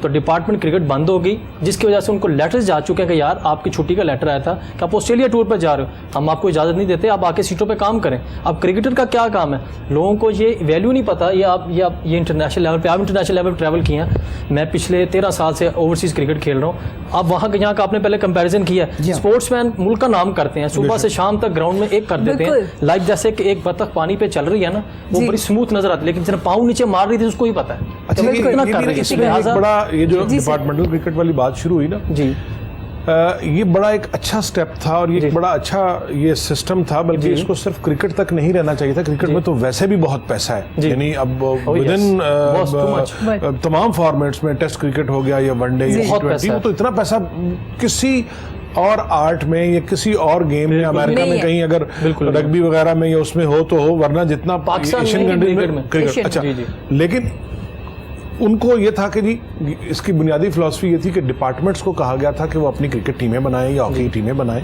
اور جو اچھے ٹیلنٹڈ کھلاڑی ہیں ان کو وہ نوکریاں دیں. اب دیکھیں نا, پاکستان کسٹمز نے ہاکی کے حسن سردار اور سمیع اللہ, کلیم اللہ, یہ سب لوگ پاکستان کسٹمز کے کلیکٹر لیول پر جو لوگ جا کے ریٹائر, تو وہ ان کو نوکری دے دیتے تھے, ان کو نوکری دے دیتے تھے تاکہ کم از کم ان کا جو بریڈ اینڈ بٹر کا معاملہ ہے یا وہ فکر ہے وہ ختم ہو جائے اور وہ کنسنٹریٹ کر سکیں اپنی گیم کے اوپر, اپنی جاب. میں نے تو ایک دفعہ یہ بھی پرپوزل دی تھی کہ کرکٹ والے تو پھر بھی جو اچھا کرکٹ کھیلتا ہے وہ بہت پیسے کما لیتا ہے, جو بیچارے دوسرے شاعر ادیب یا فنکار یا پینٹر یا گلوکار, ان کے لیے یہ اپرچونٹیز نہیں ہیں. تو ڈپارٹمنٹس جو گورنمنٹ کے ڈپارٹمنٹس ہیں, گورنمنٹ کو یہ پالیسی دینی چاہیے کہ وہ اس طرح کے جو رینون شاعر ادیب ہیں یا جو نیشنل لیول پر یا انٹرنیشنل لیول پر پاکستان کی پہچان بنتے ہیں, ویری گڈ پوائنٹ, تو ان کو اگر آپ فکر معاش سے تھوڑا سا آزاد کر دیں گے تو ہو سکتا ہے زیادہ کنٹریبیوٹ کر سکیں. صاحب جو بات پوچھنے کا مقصد تھا, کیونکہ میں آج کل اپنا جو انصاف اسپورٹس اینڈ کلچر اپنا فیڈریشن ہے اس کا پاکستان کا وائس پریزیڈنٹ بھی ہوں, زبردست, اور جو سائیکلنگ فیڈریشن ہے اس کا بھی میں ایڈوائزر ہوں پاکستان کا. زبردست. میں صرف یہ پوچھ رہا تھا کہ اگر وہی چیزیں جو ان کو پرکس وہاں سے ملتے تھے, کیا گورنمنٹ کو چاہیے کہ وہ کچھ ایسی کر دے آپ لوگوں کے لیے کہ جتنے لوگ وہاں سے فارغ ہوئے ہیں ان کو پروونشل کے اندر کچھ 4 ٹیمیں یا 5 ٹیمیں 6 ٹیموں میں ڈیوائڈ کر دی جائے, اور سب کی اتنی ہی سیلری گورنمنٹ ایک اسپورٹس بورڈ میں یا اسپورٹس ڈپارٹمنٹ کے لگا دے, تاکہ ان کی بے روزگاری بھی ختم ہو جائے, ان کو کھیلنے کا موقع بھی مل جائے اور ان کا یہ گلہ بھی دور ہو جائے. میں آپ کا پوائنٹ بڑا سمجھ گا, انہوں نے بڑی اعلیٰ بات کی. پاکستان میں سب سے زیادہ پیسہ اس وقت کرکٹ میں ہے. ان کے پاس جو پاکستان کرکٹ بورڈ کے 25 کانٹریکچوئل پلیئرز ہیں, باقی کے پاس تو کچھ نہیں, they have nothing to, I mean جو لڑکے ابھی آپ کو بتاؤں, فضل زبان, حبیب بینک کو پاکستان سے 1 لاکھ روپے پر منتھ اپنی کرکٹ پہ لے رہے تھے, اب وہ بچوں کو اسکول سے پک اینڈ ڈراپ کر رہے ہیں سوزوکی اپنی رینٹ پہ 35,000 پہ رینٹ پہ لیا ہوا ہے. محمد عثمان 62,000 لے رہے تھے, وہ کریم کر رہے ہیں. محمد وقاص ZTPL سے کھیلتے 70,000. یہ پاکستان کرکٹ, اسی طرف ہی آ رہا ہوں, آپ نے جو پوائنٹ ریز کیا ہے, پاکستان کرکٹ بورڈ نے پرائم منسٹر پاکستان کی وش تھی فرام 91 کہ یہ فارمیٹ لے کے آئیں, یہ فارمیٹ لے کے آئیں, لیکن ڈپارٹمنٹ کو اپنا سیٹ اپ چلانے دیں. ان سے ایک پلیئر کا نہیں, اس کے امی ابو کا, اس کے بہن بھائی, 5 لوگوں کو آپ ایک بندے کے ساتھ کریں تو وہ 4,000 لوگ بنتے ہیں. وہ بے روزگار ہوئے, 4,000 لوگوں کا چولہا ٹھنڈا ہوا ہے, صرف ایک پلیئر کا نہیں. 9 ڈپارٹمنٹ اور ریجن کرکٹ ختم ہو گئی, جن کو پر میچ ڈیلی 6 مہینے کا کانٹریکٹ پاکستان کرکٹ بورڈ سے ملتا تھا. ان شارٹ, اب جو پروونس کی ٹیم بنائی گئی, جو کرنٹ فارمیٹ ہے, اس میں 40 پلیئرز تو پاکستان ٹیم کے ہیں جو آلریڈی ملینئرز ہیں, وہ 40 پلیئرز ہیں, اور 90 پلیئرز جو ہیں نا وہ پورے پاکستان کی ڈومیسٹک کھیل رہے ہیں, جہاں پہ 510 کھیلتے تھے. میرے کہنے کا یہ مقصد ہے کہ پاکستان 510 جو ہیں, جیسے پنجاب صوبہ ہے, اور پنجاب سے ہی مختلف ڈپارٹمنٹ سے ان کا تعلق ہوگا, پورے پاکستان سے. چلے اگر پورے پاکستان سے ہی تو اور بھی اچھا ہے کہ ایک پروونس کے اوپر بوجھ نہیں پڑے گا, 4 صوبوں میں یہ چیز ڈیوائڈ ہو جائے گی.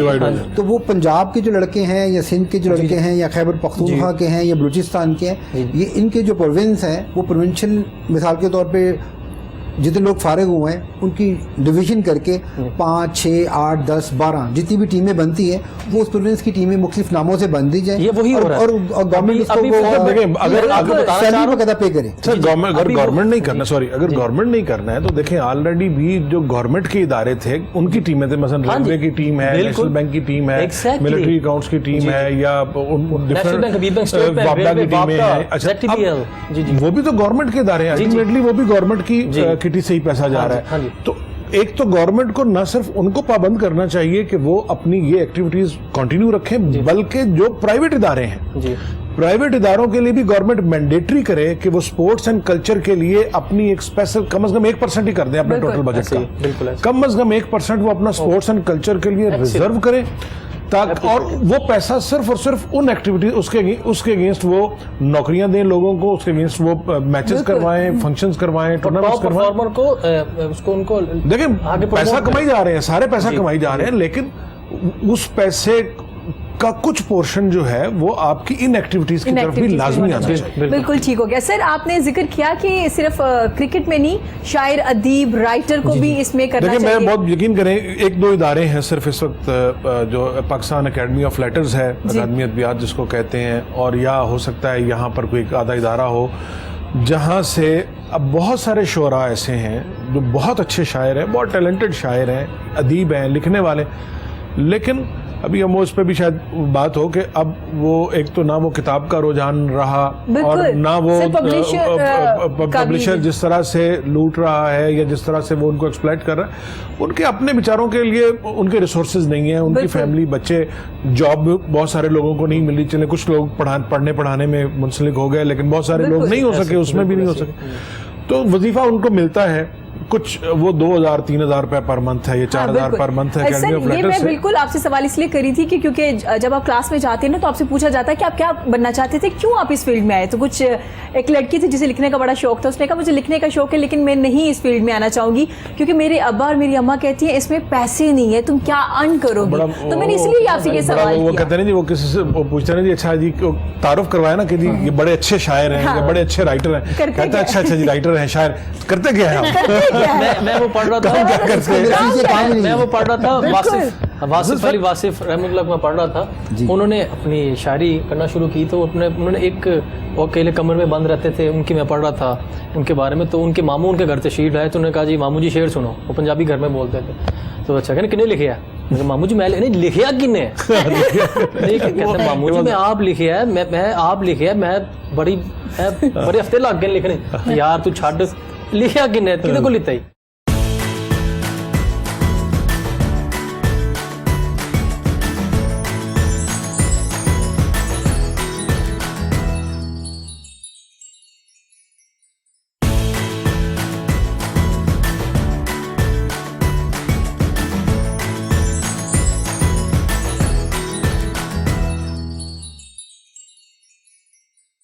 جیسے کہ آپ نے ذکر کیا کہ لوگ نہیں آ رہے اس طرف, جو آ رہے ہیں ان کے لیے بھی مسائل ہو رہے ہیں کچن وغیرہ کے.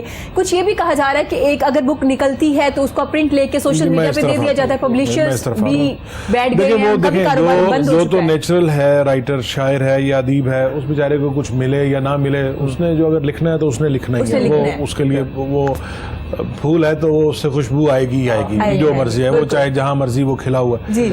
لیکن ویسٹ میں اگر ہم دیکھتے ہیں کہ کسی رائٹر کی اگر کوئی ایک کتاب کوئی پبلشر چھاپ دیتا ہے نا, ٹھیک ہے, اس کے لیے باقی for the rest of life روٹی والا مسئلہ ختم ہو جاتا ہے.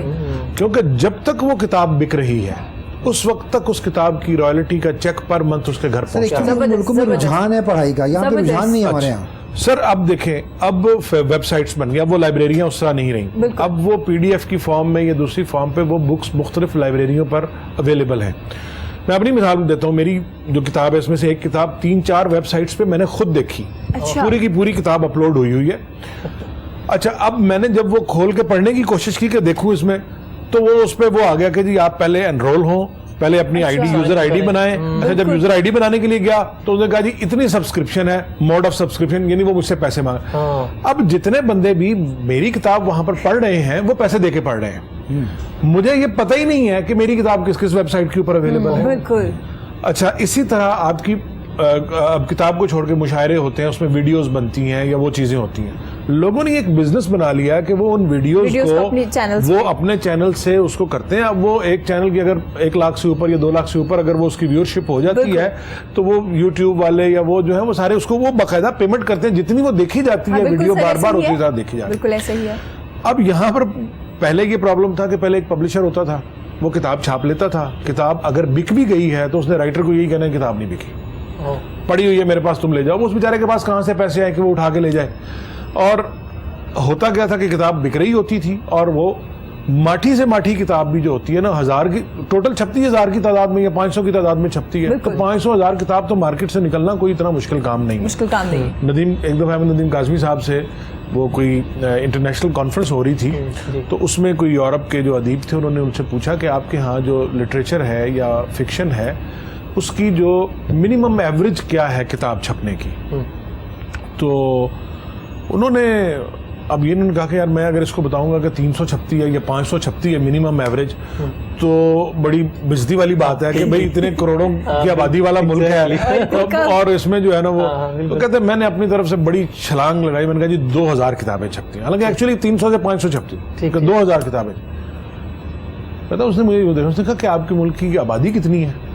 تو میں نے اس وقت 15 کروڑ تھی یا 12 کروڑ. اس نے کہا ٹھیک ہے اس میں پڑھے لکھے کتنے ہیں؟ انہوں نے کہا جی 8-10 کروڑ پڑھا لکھے. اس نے کہا کہ are you joking with me کہ 10 کروڑ کی آبادی میں آپ صرف 2000 کتاب چھاپتے ہیں, اور اس 2000 کتاب سے بنتا کیا ہے؟ وہ 2000 کتاب تو جو ہے وہ تو ایک شہر میں بک جانی چاہیے. اور وہاں وہ کہتا ہے جی ہمارے ہاں ایوریج جو کتاب چھپتی ہے وہ 1.5 لاکھ چھپتی ہے, یہ 1.5 لاکھ سے 2 لاکھ چھپتی ہے, یہ 3 لاکھ. Big difference. یہ اب یہاں پر پرابلم یہ آ جاتا ہے کہ کتاب سے خیر ہم نے دور کر دیا, اپنی نوجوان نسل کو بھی بہت حد تک دور کر دیا, پڑھنے کا ٹرینڈ جو ہے تھوڑا وہ بھی ختم ہو گیا.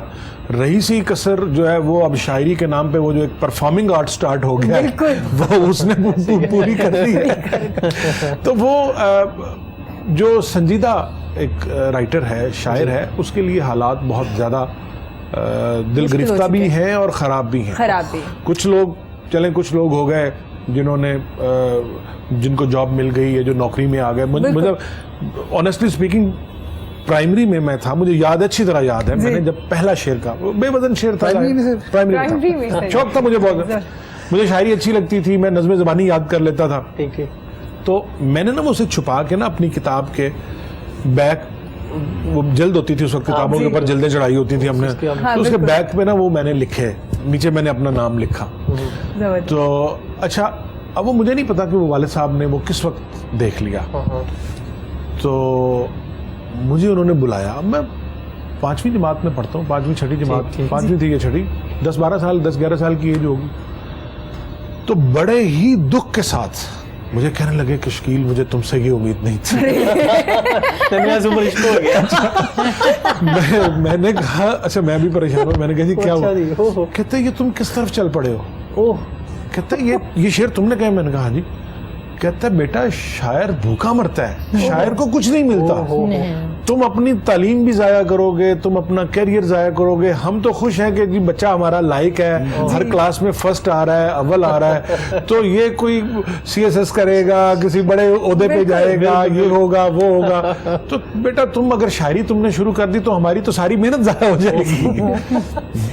Exactly these were the words اس وقت. اور ہی was right to the extent کہ جو شاعر ادیب اس وقت ہمارے شہر میں, چنیوٹ سے میرا تعلق ہے, تو وہ اس وقت جو لوگ ان کے سامنے تھے وہ ان کا حشر دیکھ رہے تھے کہ وہ بیچارے گلیوں میں پھر رہے ہیں اور وہ لوگ بھی مذاق اڑا رہے ہیں ان کا. اور وہ تو میں نے پھر انہیں کہا, میں نے کہا جی دیکھیں یہ میرا ایک شوق ہے, تو میں آپ کو اگر ایک بات کی شورٹی دے دوں کہ میری جو ایکڈیمک پرفارمنس ہے, جو اسکول کی پرفارمنس ہے, وہ میری وہی رہے گی. میں آپ کو ہر کلاس میں پہلی 3 پوزیشنوں میں سے پوزیشن لے کے دکھاؤں گا, تو پھر آپ مجھے اجازت دیں گے کہ میں کنٹینیو رکھتا ہوں.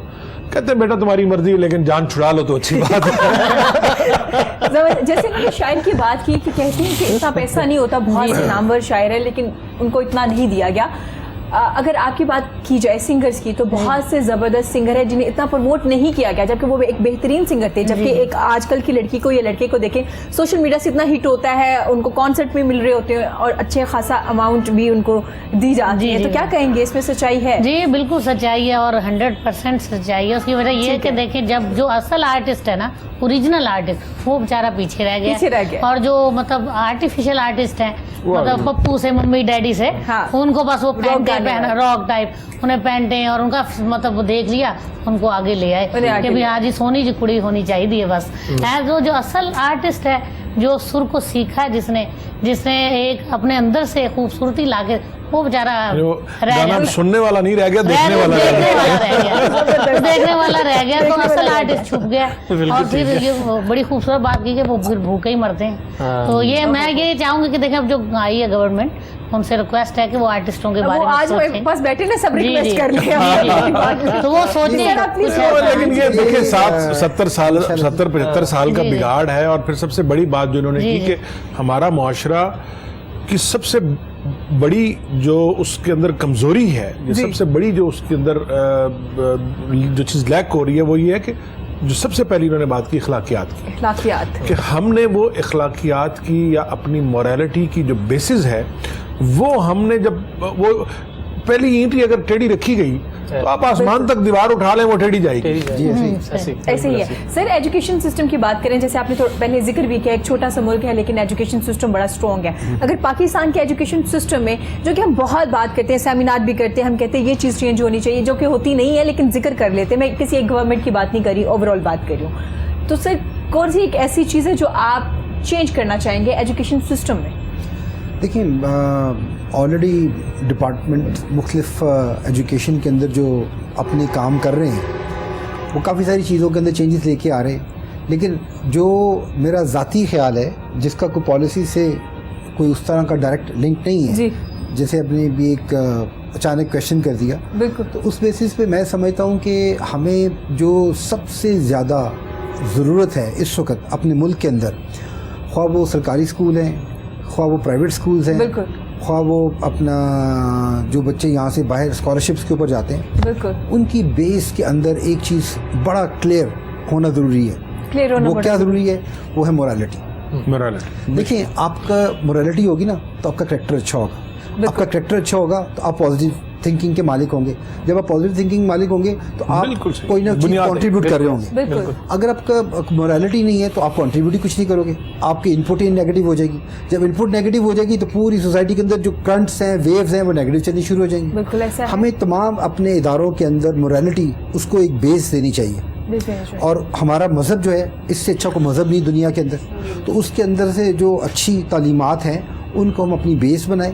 اور جیسے جو مدرسوں کے طالب علم جیسے پڑھتے ہیں اپنے اساتذہ سے, اسی طریقے سے جو اسکول ہیں, پرائیویٹ اسکولز ہیں, سرکاری اسکول ہیں, وہ اس بیس کو کریں اور بتائیں کہ بھی جیسے ابھی اپنا واٹس ایپ نے بڑی خوبصورت بات کی کہ بھی جیسے وہ عامر تھا, اس کو چاہیے تھا کہ 2 اپنے ساتھ تیار کرتا, تو ہر جو آنے والا بچہ, ہر جو آنے والی کراپ ہے, وہ اس کو یہ آئیڈیا ہو کہ یار جو ہم نے مورالٹی سیکھی ہے, جو ہمیں جو ٹیچ کی گئی ہے, ہم نے اس کو آگے ٹرانسفارم کرنا ہے دوسرے لوگوں کو. اب ہم فیل کرتے ہیں, میں ذاتی طور پہ فیل کرتا ہوں, جو ہمیں ہمارے بچپن میں پڑھائی گئی سکھائی چیزیں اب موجودہ دور میں وہ ہے ہی نہیں ہے.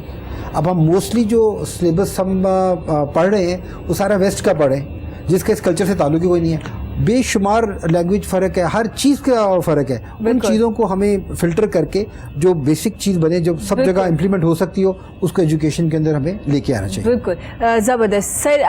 باتیں ہم نے بہت کی, گفتگو بھی کی. ہم چاہیں گے اب پروگرام کا وقت کم ہے, ہم آپ سے ایک خوبصورت سی آپ کی پسند کی غزل سنیں. میں وہ بلکہ اس سے پہلے وہ بات ہو رہی تھی نا وہ والد صاحب والی, تو میں اس میں تھوڑا وہ ریکارڈ کی درستی کے لیے تھوڑا میں وہ ایک چیز ایڈ کرنا چاہتا ہوں کہ وہ جب یہ سلسلہ تھوڑا چلا نا, میں میٹرک میں گیا تو پھر والد صاحب نے مجھے ایک دن بلایا اور مجھے کہنے لگے کہ وہ ہمارے ایک سینئر شاعر تھے وہاں نوٹ گئی, کہتے ہیں آج مجھے ان سے میری ملاقات ہوئی ہے اور انہوں نے مجھے مبارکباد دی اور کہا کہ آپ کا بیٹا بڑا اچھا شاعر ہے. تو کہتا میں نے ان سے کہا کہ مجھے آپ یہ بتائیں, آپ وہ بڑے مالدار آدمی بھی تھے اور شاعر بھی بہت اچھے تھے, وہ جو جن کی بات کر رہا ہوں. تو کہتے وہ والد صاحب نے ان سے پوچھا کہ آپ یہ بتائیں کہ یہ جو ہے مطلب اس کو یہ جاری رکھنا چاہیے, یہ چھوڑ دینا چاہیے, آپ بتائیں. تو کہتے ہیں انہوں نے مجھے کہا ہے کہ نہیں, اسے کہو کہ وہ اس کو ضرور جاری رکھے اور وہ اس میں بہت آگے جائے گا. تو مجھے کہنے لگے کہ آج جو ہے نا وہ مجھے تسلی ہوئی ہے. میں ایک غزل ہے, ابھی تازہ غزلوں میں سے ہی ہے, تو میں پسندیدہ تو میری ساری ہیں. وہ وہی بات ہے نا, وہ ماں کو کہیں کہ جی اپنا سب سے بچہ, تو ہمارے لیے تو ہر چیز, کیونکہ ہر چیز کا ایک بیک گراؤنڈ ہے, اس کا ایک پس منظر ہے, اس کی ایک غایت ہے. سننے والا اس کو اپنے بیک گراؤنڈ میں سنتا ہے, اس کو اپنے پس منظر میں سنتا ہے. بالکل. تو وہ جس کو جو چیز چاہیے ہوتی ہے وہ اپنے مطلب اس میں سے وہ نکالتا ہے. جی ایک تازہ غزل ہے, اس کے میں کچھ اشعار کہ عمر بھر کی چاہتوں کا گوشوارہ ایک تھا.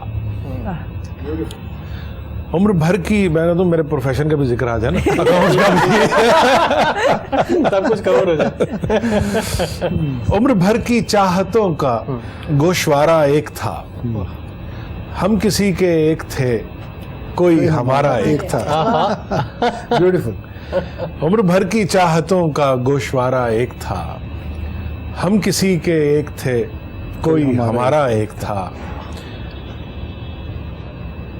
رنگ خد و خال سائے اور اجالے اب کھلے. رنگ خد و خال سائے اور اجالے اب کھلے. تو نہیں تھا جب یہاں منظر ہی سارا ایک تھا. رنگ خد و خال سائے اور اجالے اب کھلے. تو نہیں تھا جب یہاں منظر ہی سارا ایک تھا. اور اس کی آنکھوں میں جو ڈوبے پھر نہ پار اترے کہیں. اس کی آنکھوں میں جو ڈوبے پھر نہ پار اترے کہیں. ایسا دریا تھا وہاں جس کا کنارہ ایک تھا. اس کی آنکھوں میں جو ڈوبے پھر نہ پار اترے کہیں. ایسا دریا تھا وہاں جس کا کنارہ ایک تھا. اور آج بیٹھے کر رہے ہیں ایک ایک پل کا حساب. آج بیٹھے کر رہے ہیں ایک ایک پل کا حساب. وہ بھی دن تھے جینا اور مرنا ہمارا ایک تھا. آج بیٹھے کر رہے ہیں ایک ایک پل کا حساب. وہ بھی دن تھے جینا اور مرنا ہمارا ایک تھا. ہر کسی کے واسطے تو جاں ہتھیلی پر نہیں. ہر کسی کے واسطے تو جاں ہتھیلی پر نہیں. جس کی خاطر رائے گانی تھی گوارا ایک تھا. ہر کسی کے واسطے تو جاں ہتھیلی پر نہیں. جس کی خاطر رائے گانی تھی گوارا ایک تھا. اور خوف ہم رنگی نے ہم کو دور رکھا عمر بھر. خوف ہم رنگی نے ہم کو دور رکھا عمر بھر. مل نہ پائے ہم کبھی اپنا ستارہ ایک تھا. خوف ہم رنگی نے ہم کو دور رکھا عمر بھر. مل نہ پائے ہم کبھی اپنا ستارہ ایک تھا. یوں سمٹ آئی تھی جاذب ایک پل میں زندگی. یوں سمٹ آئی تھی جاذب ایک پل میں زندگی. ایک تھی سینوں کی دھڑکن دل ہمارا ایک تھا. بہت شکریہ سر آپ کا, آپ نے اپنا قیمتی وقت دیا. کاشف آپ کا بہت شکریہ سر, آپ کا بہت زیادہ شکریہ. میم آپ کا بھی شکریہ. پروگرام کے اختتام پہ ہم آپ کا خوبصورت سا گانا بھی سنیں گے. ناظرین خوش رہیے, اپنا اور اپنے پیاروں کا بہت زیادہ خیال رکھیے. اللہ حافظ.